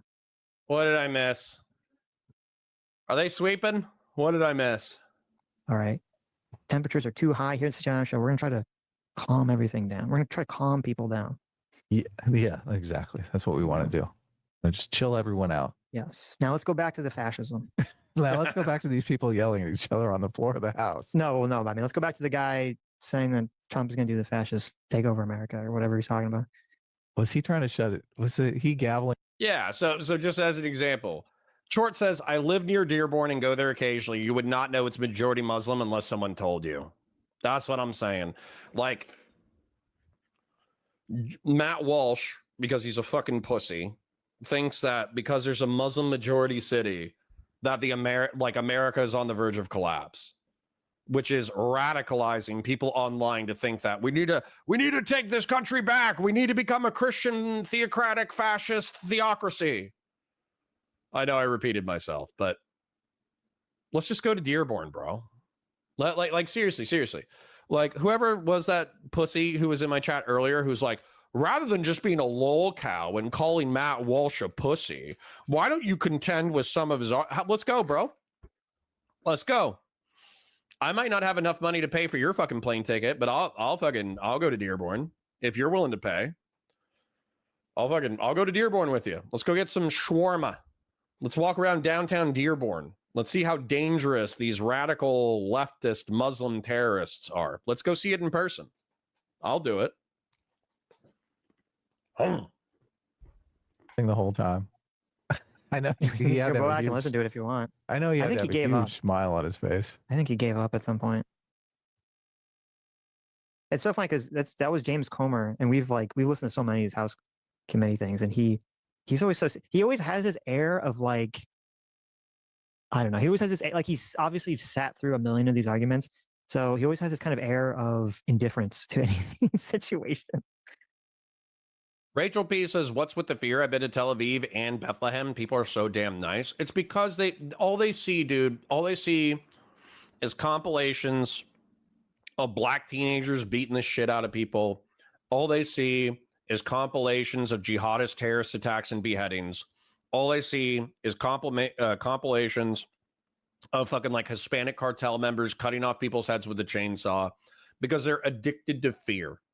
They're addicted to violence. They're addicted to blood. They're addicted to existential crises. And so since oftentimes if they look outside, like it's like America, the lore versus America, the gameplay. Okay. America, the lore is that we're a revolutionary society filled with guns and freedom and strip clubs and fake boobs and, American flag bikinis and Jeeps and, like off-roading and dirt bikes and motorcycles and sports cars and clubs. That's the lore of America, is that it's like one big, violent, fun, fucked up party. But the gameplay for 99% of people is going to work, barely paying your bills, eating Taco Bell, and watching Netflix. That's the gameplay. And so as a result, since they don't have access to off-roading and motorcycles and guns and big fake boobs and clubs and all that bullshit, they go out onto the internet and they're like, well, what do I want to look at? And they're like, well, my life kind of sucks. So why don't I go look at everything that sucks?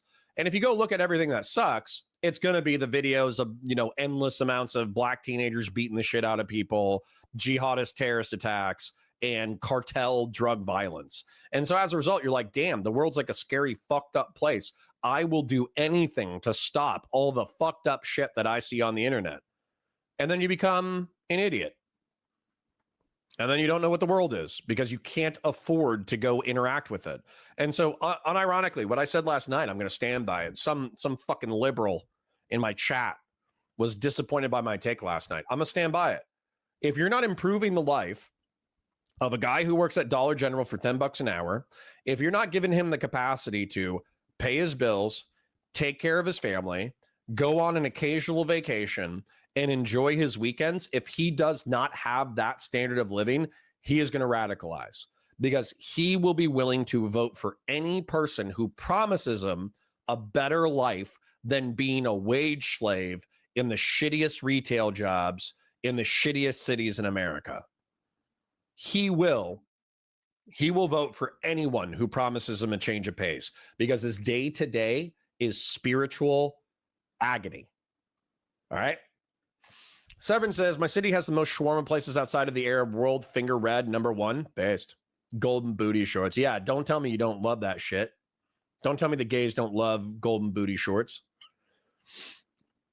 S says, my son just started watching Dragon Balls. I got a couple of figures for his birthday. Base. Conservatism says, I think the problem people have with Muslims is that they see happening in France, Germany, Sweden, the UK.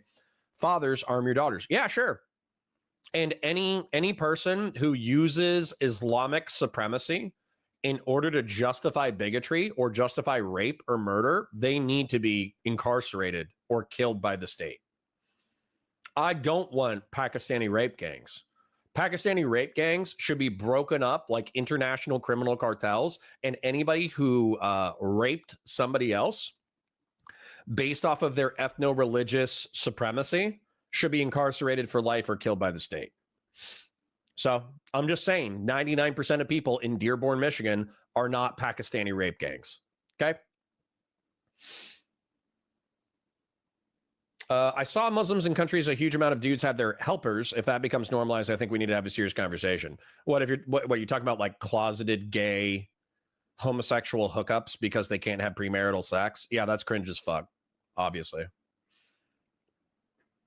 Plague Doctor says, thanks, Connor. Wife just yelled, what the hell are you listening to from the other room after hearing nipple tassels? You're welcome. You're welcome. All right, back to it. Like no matter, or like he like barely. It always feels like he's like half paying attention to what anyone's saying at any moment. He just doesn't care. It's like so tapped out, which I find hilarious. She completely deserved it. That whole.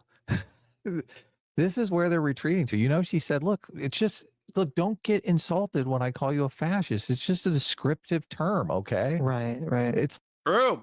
Like that is such bullshit. You're lying to my face. Why are you doing this?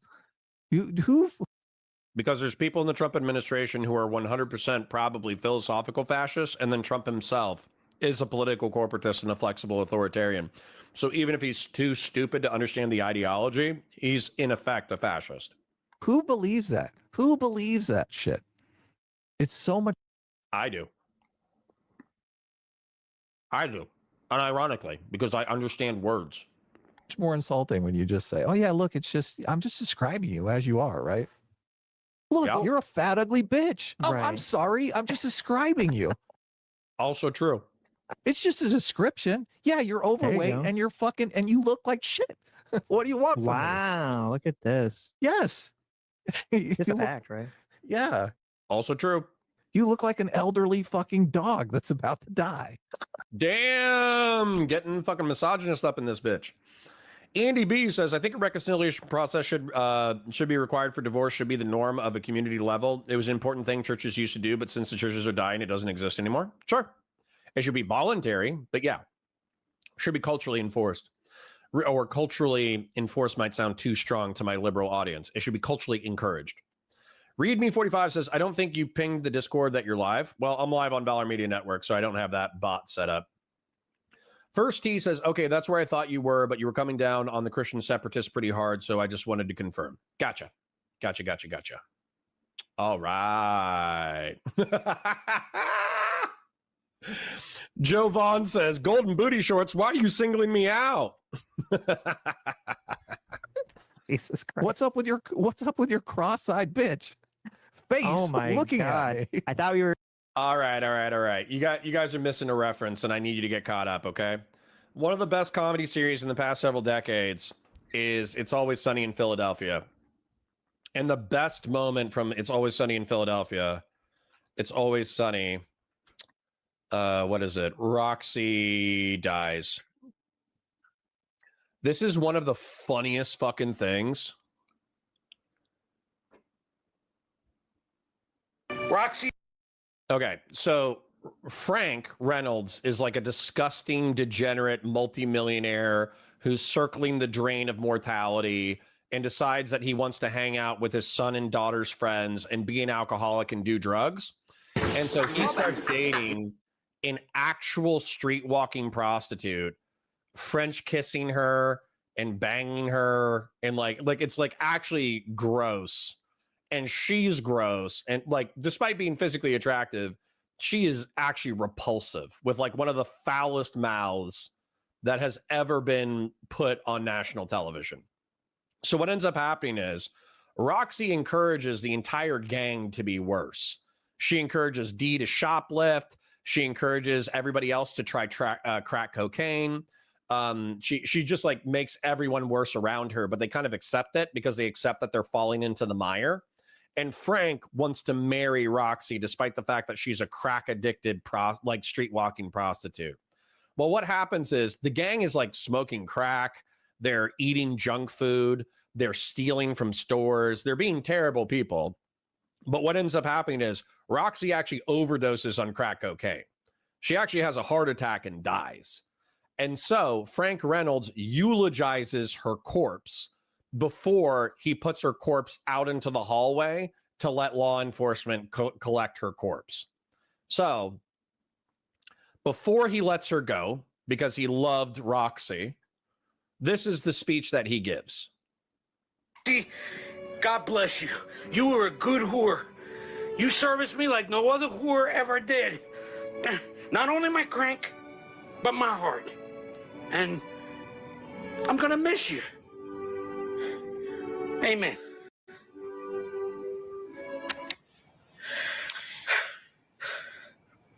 So should we get the dead whore out of the apartment? Out of here.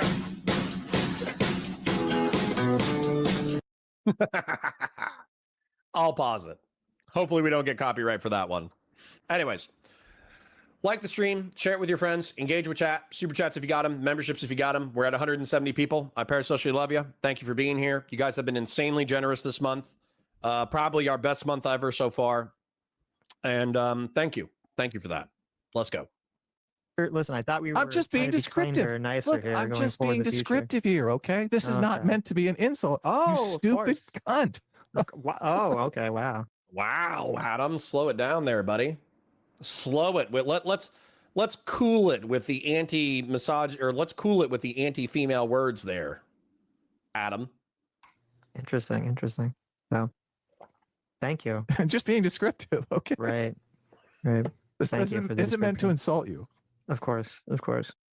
Plus all your constituents. No, I'm just kidding. Never go. Okay, you guys are hating on Doobie, and somebody's saying, is Doobie is a fucking moron. Listen, Timothy Douglas, I'm going to need you to step your game up, okay? This is a 3,000 IQ chat. This is the smartest chat in Twitch and YouTube politics, all right? Disagreeing with someone does not mean the other person is unintelligent, okay? I need you to differentiate that if you're going to be a part of this chat. Disagreeing with someone does not mean that they're stupid. They can have alternative worldview that they've gotten to through a lot of thought and a lot of introspection. For instance, I think that Stephen Bonnell II is wrong about a lot of things. He is obviously an intelligent person. I think Nick Fuentes is wrong about a lot of things. He's obviously an intelligent person. Doobie, maybe y'all like hate him for like some cringe shit that he did, or he did some like cringe things socially or whatever, but that doesn't mean that he's unintelligent. After the voters. I know. My read of Talib is that she is, she actually believes what she's saying. It's retarded, but she actually believes it. I don't think she's just grifting. That level of like screeching, that feels like sincere craziness to me. Well, why Not like a put on? Why are these people? Maybe it is because their bubble has to be even more insane, right? Rashida Tlaib probably gets 1,000 death threats a day, right? Right. So That's a good point. she feels like, oh my God, this is fascism, right? Right. She's getting every single racist on the internet sending her death threats. Mm-hmm. So she does think we're on the verge of fascism. This is the thing. We need to make it illegal to throw out death threats on the internet. I think death threats, I think we can all agree. I'm Is pretty sure it? that's illegal. Yeah. Well, It's just that it needs it's to be very difficult. enforced. Yeah, that's the problem. Is like, how do you enforce it? So, Well, you first of all, it'll take a while to find somebody, right? And it'll probably be difficult to find a number of people. Like if 10 people do it, maybe you find one. But Xena says, you debating lactate anytime soon? Yeah, sure. I'll debate lactate. once you find that one, you make an example of them. You throw them in prison for 30 years. You say, look, here's what's going to happen if we find you. You're going to jail for your entire fucking life. Okay. I think that would make an impression on people. I think people would think twice about it. They'd be like, oh, the chance of me getting caught is pretty slim. But if I do get caught, holy shit. there was someone, I forget who it was. They were saying they're making some comment. I don't know if it was from like Marcus Aurelius or one of these. So Rachel said, stop using the P word, but I will have you know, Rachel, that I use the word pusillanimous. Okay. And you're right. I should stop using the short form P word. I should continue to use the word pusillanimous. But pusillanimous has nothing to do with female physiology. It means showing a lack of courage or determination. So you are right. I should stop using the short form of pusillanimous, and I will use the long form to be less misogynist. You're right. My apologies. Old philosopher people. That's probably true. They were saying it's not the severity of the punishment that stops people from doing the crime. It's whether or not they're going to get how caught. likely they think it is that they will face punishment at all. That stops them from doing the crime. And so, I think that's the issue. Is that it's just it's too easy for people to hide it. Oh my God. I don't trust. I don't know where that study comes from. It wasn't a study. It was just some like philosopher guy saying. Oh, okay. Well, so then there hasn't even been tangible evidence on it. Well, I don't know. I'm sure someone has studied that concept, but. Read Me says for $5, you should buy some extra monitors so you can keep up with chat. Number one, thank you for your super chat. Number two, I will. So the very gracious check that you guys have given me this month will be paid out on October 20th. I will get new monitors. Sometimes it takes a couple of days to clear. So when that check clears, October 22nd, 23rd, I will have new monitors. I'll have one vertical monitor over here where I will watch the old chat. I'll have one vertical monitor over here where I'm watching the live chat. And then that way I'll bounce between them. And if there's something live, I'll deal with it then. And if there's something old that I think is funny, then I'll deal with it then. And then boom, we'll be cooking. Look, people. I was like, no, hang them high. Like a like, no, the logic of it is, oh, I could play Russian roulette because the chance of me being actually shot by the bullet is so slim, right? Well, it is Russian roulette though, and you will die, right? Right. Playing Russian roulette with a BB gun is different than playing Russian roulette with a loaded revolver, right? Mm-hmm. If it's going to be Russian roulette with a BB gun, they're like, well, I probably won't get caught. And if I do get caught, it's Pico says, why am I beefing with Pisco? We're just always beefing, bro. We're frenemies. It's like a week in jail. Okay. That's true. That's a good point. Yeah. If they say, look, if I do get caught, I mean, literally, I'm blowing my head off. People are going to be less likely to do it. Right. Yeah. Russian roulette with a BB gun. Sign me up, Sitch. You want to play this weekend? No, not really. But really, I've been shot with a BB gun a bunch of times. Look, it's nothing. It's probably a combination of the two things. The left wingers always go to this when you talk about raising punishments. They always go to this. Oh well, the getting thrown in jail doesn't deter crime, and I think. Thung Dark says, say shagged every once in a while, and maybe I won't ever watch Loner Box again. You know what? That's a good point. I need to incorporate the phrase shagged into my vernacular. That's a good one. Xena says, with Misfit Patriot, I'm worried that Trump did run a third term. Trump would give a bullshit reason and Misfit Patriot would cope about it, just like with the false elector scheme. I know, Zenith. I agree with you. Misfit Patriot is so deep in the cult that if Trump ran for a third term, he would be like, oh, well, maybe the 12th Amendment does let you become the Speaker of the House and everybody can step down. Therefore, Donald Trump saying that he's not really running because he's going to be some lower level cabinet person, but then everybody else is going to step down. Therefore, he could be president for a third term. Yeah, if he fucking coped about it, I would call him out on that. Obviously. And I do think that he's delusional that he doesn't think that he's trapped in the Trump cult. I think he's trapped in the Trump cult. Obviously so.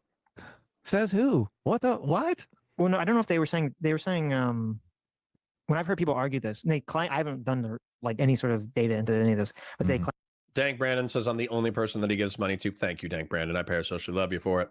that there are studies that show that the increasing the severity for certain crimes Thank you, Christian Valaris. You are the foundation of the channel. doesn't stop people from doing them, and because people don't think they're going to get caught. So that's why I think what does deter crime is not you have to increase the severity. Here's the way to conceptualize it. It's not increasing the severity, I think, that deters crime. It's if you increase the severity to keep the criminal in jail, because that person's going to go out and maybe.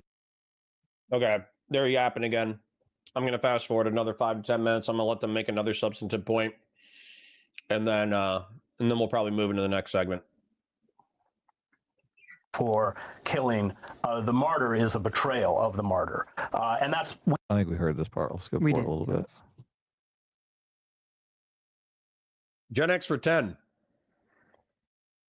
I just watched Pisco on my computer at 2 times speed to hear about Connor and to hear about the Comey indictment. I didn't leave here, I promise. No problems, Gen X. I parasocially love you.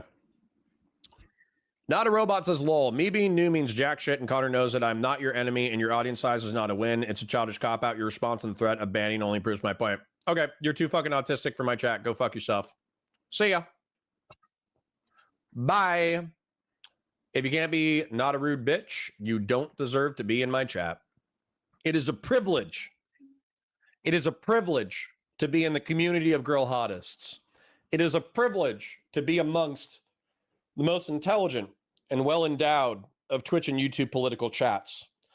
It is a privilege to hang out around such a high caliber of men and women that 10,000 DGGers could show up to fist fight, and 100 coggers could show up to fist fight, and I have all of my money on the coggers to win.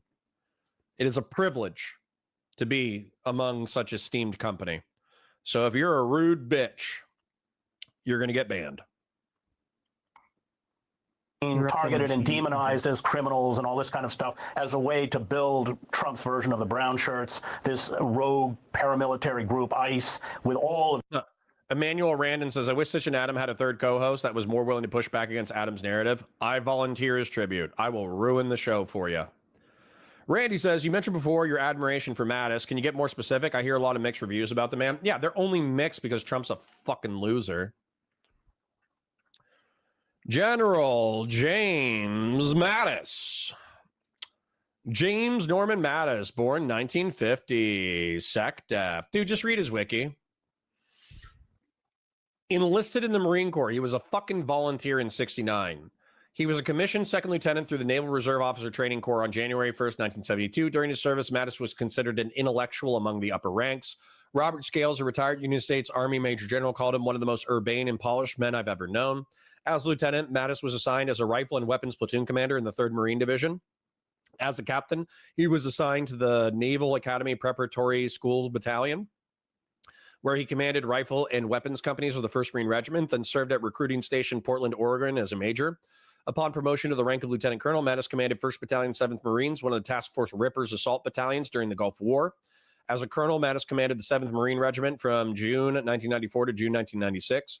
Mattis is a graduate of the U.S. Marine Corps Amphibious Warfare School, Marine Corps Command and Staff College, and the National War College. He is noted for his interest in the study of military history and world history, with a personal library that once included over 7,000 volumes and a penchant for published required reading lists for Marines under his command. He required his Marines to be well-read in the culture and history of regions where they were deployed, and had his Marines deploying in Iraq to undergo cultural sensitivity training. According to an article published in 2004 by the LA Times, it was his concern for the enlisted ranks, along with his energy and enthusiasm, that garnered him the nickname Mad Dog. But in 2016, when President-elect Trump asked Mattis if his nickname was indeed Mad Dog, Mattis replied, "No, sir, his actual nickname is Chaos." So if you want to read this, like, go for it, bro. But you need to read his Afghan accomplishments, his Iraq War accomplishments, his Persian Gulf accomplishments, like all that kind of stuff. No better friend, no worse enemy. This is what I was trained under. So the whole point in my opinion, he is like a true intellectual when it comes to counterinsurgency warfare. And so that's what I love about Mattis, is that he looks like this nice man, but you get these crazy quotes from him. Like you get this quote like, son, we do shit that you get put in prison for. Mattis, we do shit you get put in prison for.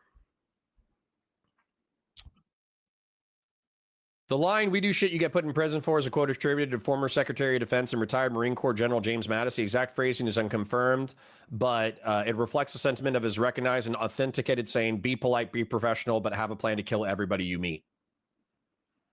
He's a fucking badass motherfucker, dude. He's a bad motherfucker. Also, he met with like Iraqi leadership, insurgent leadership, and he said, I come in peace. I didn't bring artillery, but I'm pleading you with tears in my eyes. If you fuck with me, I'll kill you all. That's so based. No better friend, no worse enemy. What a fucking king. And I'm not going to lie. When it was announced that he was going to be the Secretary of Defense, I was like, okay, there will be an adult in the room. But when James Mattis said Trump is a fucking child, an incompetent child, I believe him. I believe him. If I had 1,000 times the opportunity to bet my life on a man, and it was either James Mattis or Donald Trump, I would pick James Mattis 1,000 times out of 1,000. That's how confident I am in the man, especially compared to Trump. Of these detention centers, I mean, the budget is now sent from... In Morristown, New Jersey, on the tarmac Sunday before boarding Air Force One. Well, the problem is on the left. If you look at the problem is on the left. It's not on the right, like some people like to say on the right. The problem we have is on the left. And when you look at the agitators, you look at the scum that speaks so badly of our country, the American flag burnings all over the place, that's the left, that's not the right. So that's President Trump before there was any evidence revealed. After Utah Governor Cox says we have to be very clear this is the work of one person. I mean, for example, when Timothy McVeigh blew up the Oklahoma City building and killed over 160 people, people didn't say they're going to go after white Christian men. But what about what Trump, what Stephen Miller is doing and saying they're going after leftist organizations, they're talking about flag burning? Yeah. When was the last flag burning? I don't remember one. Well, it's all fictitious. They've already started going after these organizations, but this has given them a green light to lift all constraints. I really hate these people Thank you, Zenith. because there is a legitimate criticism against a lot of Trump's rhetoric in regards to, I don't know if you saw it. I'm surprised they didn't play that clip because it was like a lot more weird. The clip of, it was after. Mad Money Max says, did you see that after the panel, Pisco said he was trashing your performance when he came in late and he was editing and not paying attention? Who gives a shit? Pisco's criticism will not undo my criticism, which was he was trying to win the conversation and he was being smug as fuck. And if you talk to leftists, if you talk to socialists, communists, progressives, you ask them, what's like the biggest problem with fucking liberals? And they'll say they're smug, they're self-righteous, they think they're right even when they're wrong, they don't listen to fucking anybody else, and if you challenge them on something that they're wrong on, they say, well, we're the bigger part of the party, so you can go fuck yourself and we don't care about your opinion. Tell me that was not emblematic of Pisco's performance last night. If he came in with like an inquisitive perspective where he was like, listen, because he said, like, I just want to understand. I just want to understand. I just want to understand. No, he didn't want to understand. He wanted to dunk on illogical lefties who did not agree with his political position, and he wanted to make them look like idiots in front of a few hundred people. That's what he wanted to do. He didn't want to understand. He wanted to make them look stupid. And I think that even though I was editing, and I wasn't paying attention to the full conversation, I think that's exactly what Pisco was doing. He didn't want to understand them. He wanted to make them look stupid. after Pam Bondi said that they're going to go after hate speech, and a lot of people, including people on the right, were like, "What the fuck? I'm going to go after hate speech." And then Trump is like asked, responding to some reporter, and he says that like hate speech is when reporters like hate him or something. He doesn't And even people know were like, what I was like, hate speech yeah, is. it's like, wait, what? You're saying that you're gonna go after like what do you like? What's going on here? Like you're saying you're gonna go after people like reporters that just don't like you? Like what the fuck? To me, like clips like that are a lot more like, oh, like what are we doing here? To like put that at criticism and stuff. But instead, we get these organizations like Democracy Now! Who are just so dishonest. And I saw one of the Crestines, I don't know, whatever the fuck their name is on X, also being so hyper dishonest about the Antifa thing, which is, Trump is labeling Antifa a terrorist organization, which is true, which is 100% true. This is now, I haven't really been keeping up with them, so I haven't really heard a lot about them. I don't know what they're doing nowadays, but obviously 4 or 5 years ago, they was very well known that people would dress up in, black outfits, the whole black bloc shit. They get riot shields and garbage can lids and, clubs and all this other shit. They go into street fights with people. They would try to set fires to things. They throw bricks at people. They try to set up the autonomous zones during the BLM stuff. Like, those are people that are radical, far left. Timothy Douglas says, but would you agree that MAGA used a popular vote win for Trump as a cudgel to support their power grabs? Yeah, of course. Extremists who are totally fine enacting violence in order to achieve their stupid LARPing ideas about having America be some sort of socialist anarchist country, and labeling those groups as terrorists is completely justified. Those groups should not be allowed to function. It's insane that we allow those groups to function for as long as we have. And this fucking gaslighting that a lot of these far left people or alt left people are doing, where they just pretend like, well, there's no such thing as Antifa. I don't know what this is. It's imaginary. It's fictitious. These people that are all dressing up in black, it's just your imagination. You just blink. You drank too much Benadryl and you're seeing the fucking Hat Man and the Antifa man in your house. They're not real. They're just scarecrows. Like, what the fuck are you talking about? Okay. I'm with Sitch to a point, okay? Which is that I do think that some liberals, some progressives, some lefties, what they do is they play cute with the Antifa label. And what I mean by that is that we're all talking about black bloc. We know we're talking about black bloc, okay? This is what we're referring to when we're talking about Antifa. We're talking about people with improvised weapons, with clubs, with maces, covered masks, improvised shields, showing up to protests and beating the fuck out of people. That's what we're talking about when we're talking about Antifa, okay? And so when people are like, what? You don't like Antifa? You don't like being anti-fascist? We obviously think that you're fucking sweeping for this organization. Where Sitch loses me is that by designating them a domestic terrorist organization, aren't you effectively allowed to have like unlimited criminal enforcement against them? And by the way, I don't care if the FBI or local law enforcement or state law enforcement does intel gathering operations and infiltration operations in order to arrest these people for crimes. That's not my fear or anxiety. My fear or anxiety is that we use the war on terror, the anti-jihadist war on terror, in order to justify indefinitely incarcerating these kinds of people in Guantanamo Bay style situations, and then we laugh about it. Because that's how we lose a republic. Okay? I hate these twats just as much as any sane person does, okay? But here's a picture of January 6th. If we're going to incarcerate these people in Guantanamo Bay style, Guantanamo Bay lack of due process, then guess what? All of the rioters, all of the people who were citizens who broke into the Capitol and fought cops, they should be incarcerated. However Antifa is treated is exactly how the January 6th rioters need to be treated. Okay? What's good for the goose is good for the gander. Yeah, they take over entire city blocks, and it's just like, oh, that's just your imagination. Of course, This is totally fictitious. This isn't going on. And we've seen, a bill was the Florida, what was his name, Best or Most, I don't remember this, in the House, where groups that supposedly provide material support to terrorism. AK Batisui says, or Connor, you could both act like 40-year-olds who can sit down and talk for more than 2 hours. Guess what?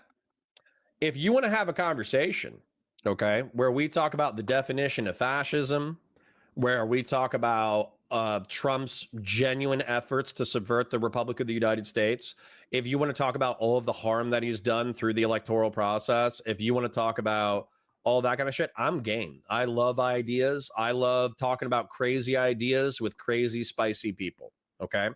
However, if you want to say, well, I can't even have this conversation with you because you've accepted money from Democrats. Therefore, you're a hypocrite, and therefore, you're not an honest actor. If you want to litigate my personal morality, we'll fight like children. Okay?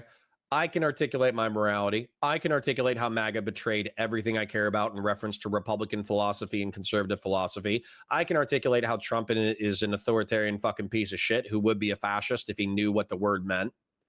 I can articulate all of that kind of shit.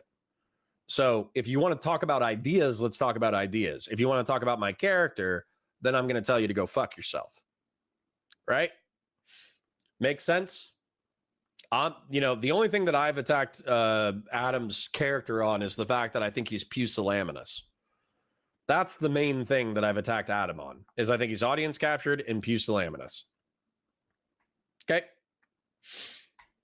ReadMe45 says, can we possibly redo the political corporatism picture so I don't know, a bit more family friendly? Nope. We're going to leave the twig and berries right there. Can have their citizenship revoked. Remember Tom Cotton, right after 9/11, wanted to prosecute or go after mainstream media organizations, AP, CNN, the New York Times, for using graphic pictures from October 7th and from the genocide. So the process has already begun. Universities such as Columbia have already capitulated, and CBS is about to be turned over to a rabid Zionist and Bari Weiss if everything goes through. We've already seen that assault, but now Bari Weiss is taking over CBS. What is that happening? That's interesting. I don't think he means Barry Weiss, but oh wait, no. AF Racing says, Connor, Mein Kampf is the only book Trump has ever personally confirmed that he's read, so he might be a fascist knowingly. Truth be told, though, Mein Kampf is not good at articulating fascist philosophy. Mein Kampf is just a Hitler bitching about early 20th century German politics, how they lost World War I, how the Treaty of Versailles was unfair, and how Jews have profited off of the misery of the German people. I read like 60-70% of Mein Kampf, and then I got bored. That's it. It never talks about political corporatism. It never talks about flexible authoritarianism. It never talks about like the structure of government. The only thing that it says is that he was afraid of international socialism, which he viewed as a Jewish plot. And so he believed that nationalism was going to be destroyed and that effectively we were going to become cappuccino debt slaves. That's what Hitler was worried about. And so he didn't want to be a cappuccino debt slave. And so he viewed co-opting socialism, the word socialism, but injecting it with German ultranationalism was the way to save Germany. So he didn't actually articulate fascism particularly well in Mein Kampf. I'm wrong. It was Barry Weiss. Barry Weiss closed in on a major role at CBS News. Wow. There you go. Because I thought she was selling her company for millions of dollars. Barry Weiss has spent the past few years leading the Free Press, a scrappy online media setup that was found as a rebuke to traditional news organizations. Now she's closing on a leadership role at CBS News. Yeah, look up how much she's going to get for Free Press. I think it's in the millions. I'm certain of it. So that's a nice payday. I'm gonna go over to this other Democracy Now clip that's totally insane. True. Conservatism says you don't have to understand fascism on a philosophical level to be a fascist. Philosophy is explanatory of the human condition. Some people embody things they don't understand. That's actually an excellent point. That's an excellent point. But I think the reason why I would say it the way that I said it, though, is because I think that if I walked into a room of contrarian right-wingers and I said, hey, Trump's a fascist, they would be like, oh, you think everyone's a fascist. You think everybody's a Nazi. You think this, you think that. They wouldn't actually listen to me explain political corporatism and flexible authoritarianism, Giovanni Gentile, Benito Mussolini, and Adolf Hitler. They wouldn't listen to me explain that shit and then be like, oh, yeah. Oh, actually, you know what? You're right. Based off of your description of fascism, seems like Trump is philosophically a fascist. Like, they would never make that concession. So I think that's why I caveat it with Trump's too stupid to be a fascist, because then they understand, like, I don't think that Trump is like Hydra. You know, I don't think Trump is like a Marvel cartoon movie. I think Trump is a dog chasing cars who happens to embody bad ideas. You know? So let's give them like one more point to make, and then I'm probably going to wrap on this segment. We'll move it to the next one. Any deals expected to put the price tag for the free press at over $100 million? $100 million. Look at that. Oh, there's this crazy lady that they bring in. I don't know if this might be the wrong clip, unfortunately. Damn it. There was some story. I want to see if I can find it. It was like an X thread. That was pretty crazy. Oh, here it is. I'll send it to you if you want to bring it up after whatever you're going to show. They had some person come in on Democracy Now! And explain away all of the writings on the bullets. Oh, God. You're kidding me. As not having anything to do with the left wing, all having to do with right wing and video games. And I was like, what the? I mean, Democracy Now! Is just a complete propaganda organization. They're just, all they do is lie. I can't find it. DJ Chester says, just got back. Why is Cotter doing Hassan cosplay? Because I was hospitalized maybe about a month ago now. It might be 3 weeks ago, a month ago. I had ischemic colitis, which means that I was so dehydrated that I lost blood flow to my colon. And when you have a precipitous drop in blood pressure in your intestines or colon, your body just sheds everything that's in there. And so as a result, I lost everything in my intestines, including not just the fecal matter, but also blood and the lining, the mucus lining of my intestine. And so for 3 days, I was, I hate to say it, but it's just true. I was losing blood, mucus, and fecal matter through my butt. And I thought I was going to die. It was horrible. It was one of the most horrible hospitalizations I've ever had. And so, of course, I thought it was like butt cancer. I thought it was an intestinal rupture. I thought it was something crazy. Well, it turns out it was just, apparently this just happens to like people who are over the age of 40, especially people who have like blood pressure issues. I don't have that bad of blood pressure issues. I'm just like a little high. I'm like 5 points high some of the time. But that's normally after like drinking caffeine or being stressed out. If I wake up or go to the hospital for like a normal physical, I'm still 120/80, but it's something I need to keep an eye on. But the point is that over the age of 40, if you do not take care of your dehydration and you have a blood pressure drop in your lower body, you can cause this issue and it feels like you're dying, but you're not dying. Or at least I didn't die. They gave me morphine. They did a colonoscopy. I survived and it was horrible. But now, whenever I have any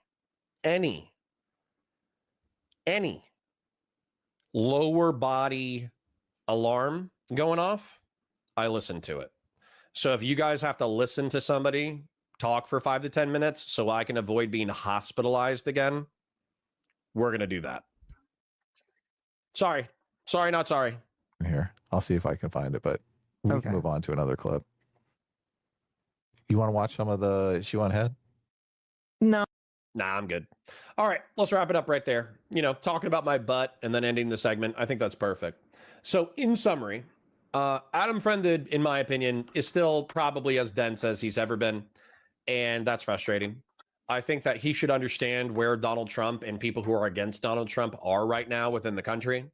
I think that failing to understand political corporatism and flexible authoritarianism makes the conversation more difficult. I would be happy to have an adult conversation about the ideas. However, if we started having a conversation and he started going along with the personal attacks, then I'm just going to bully the fuck out of him. And like realistically, I would love to be a Sitch Adam regular. I would love to hang out with Sitch. I would love to hang out with their audience, I guess, because that's realistically the contrarian right. The liberals and centrists and center right wingers who were turned off by the excesses of the left. That's my home. Those are my people. Those are the people who I probably love most in the world. But I think a lot of them have used the excesses of the left as an excuse to become Donald Trump cultists. And I'm not down with that. I think that's very stupid. I think it's very low IQ. I think it's very cringe. Thank you for your financial support today. I parasocially love you guys.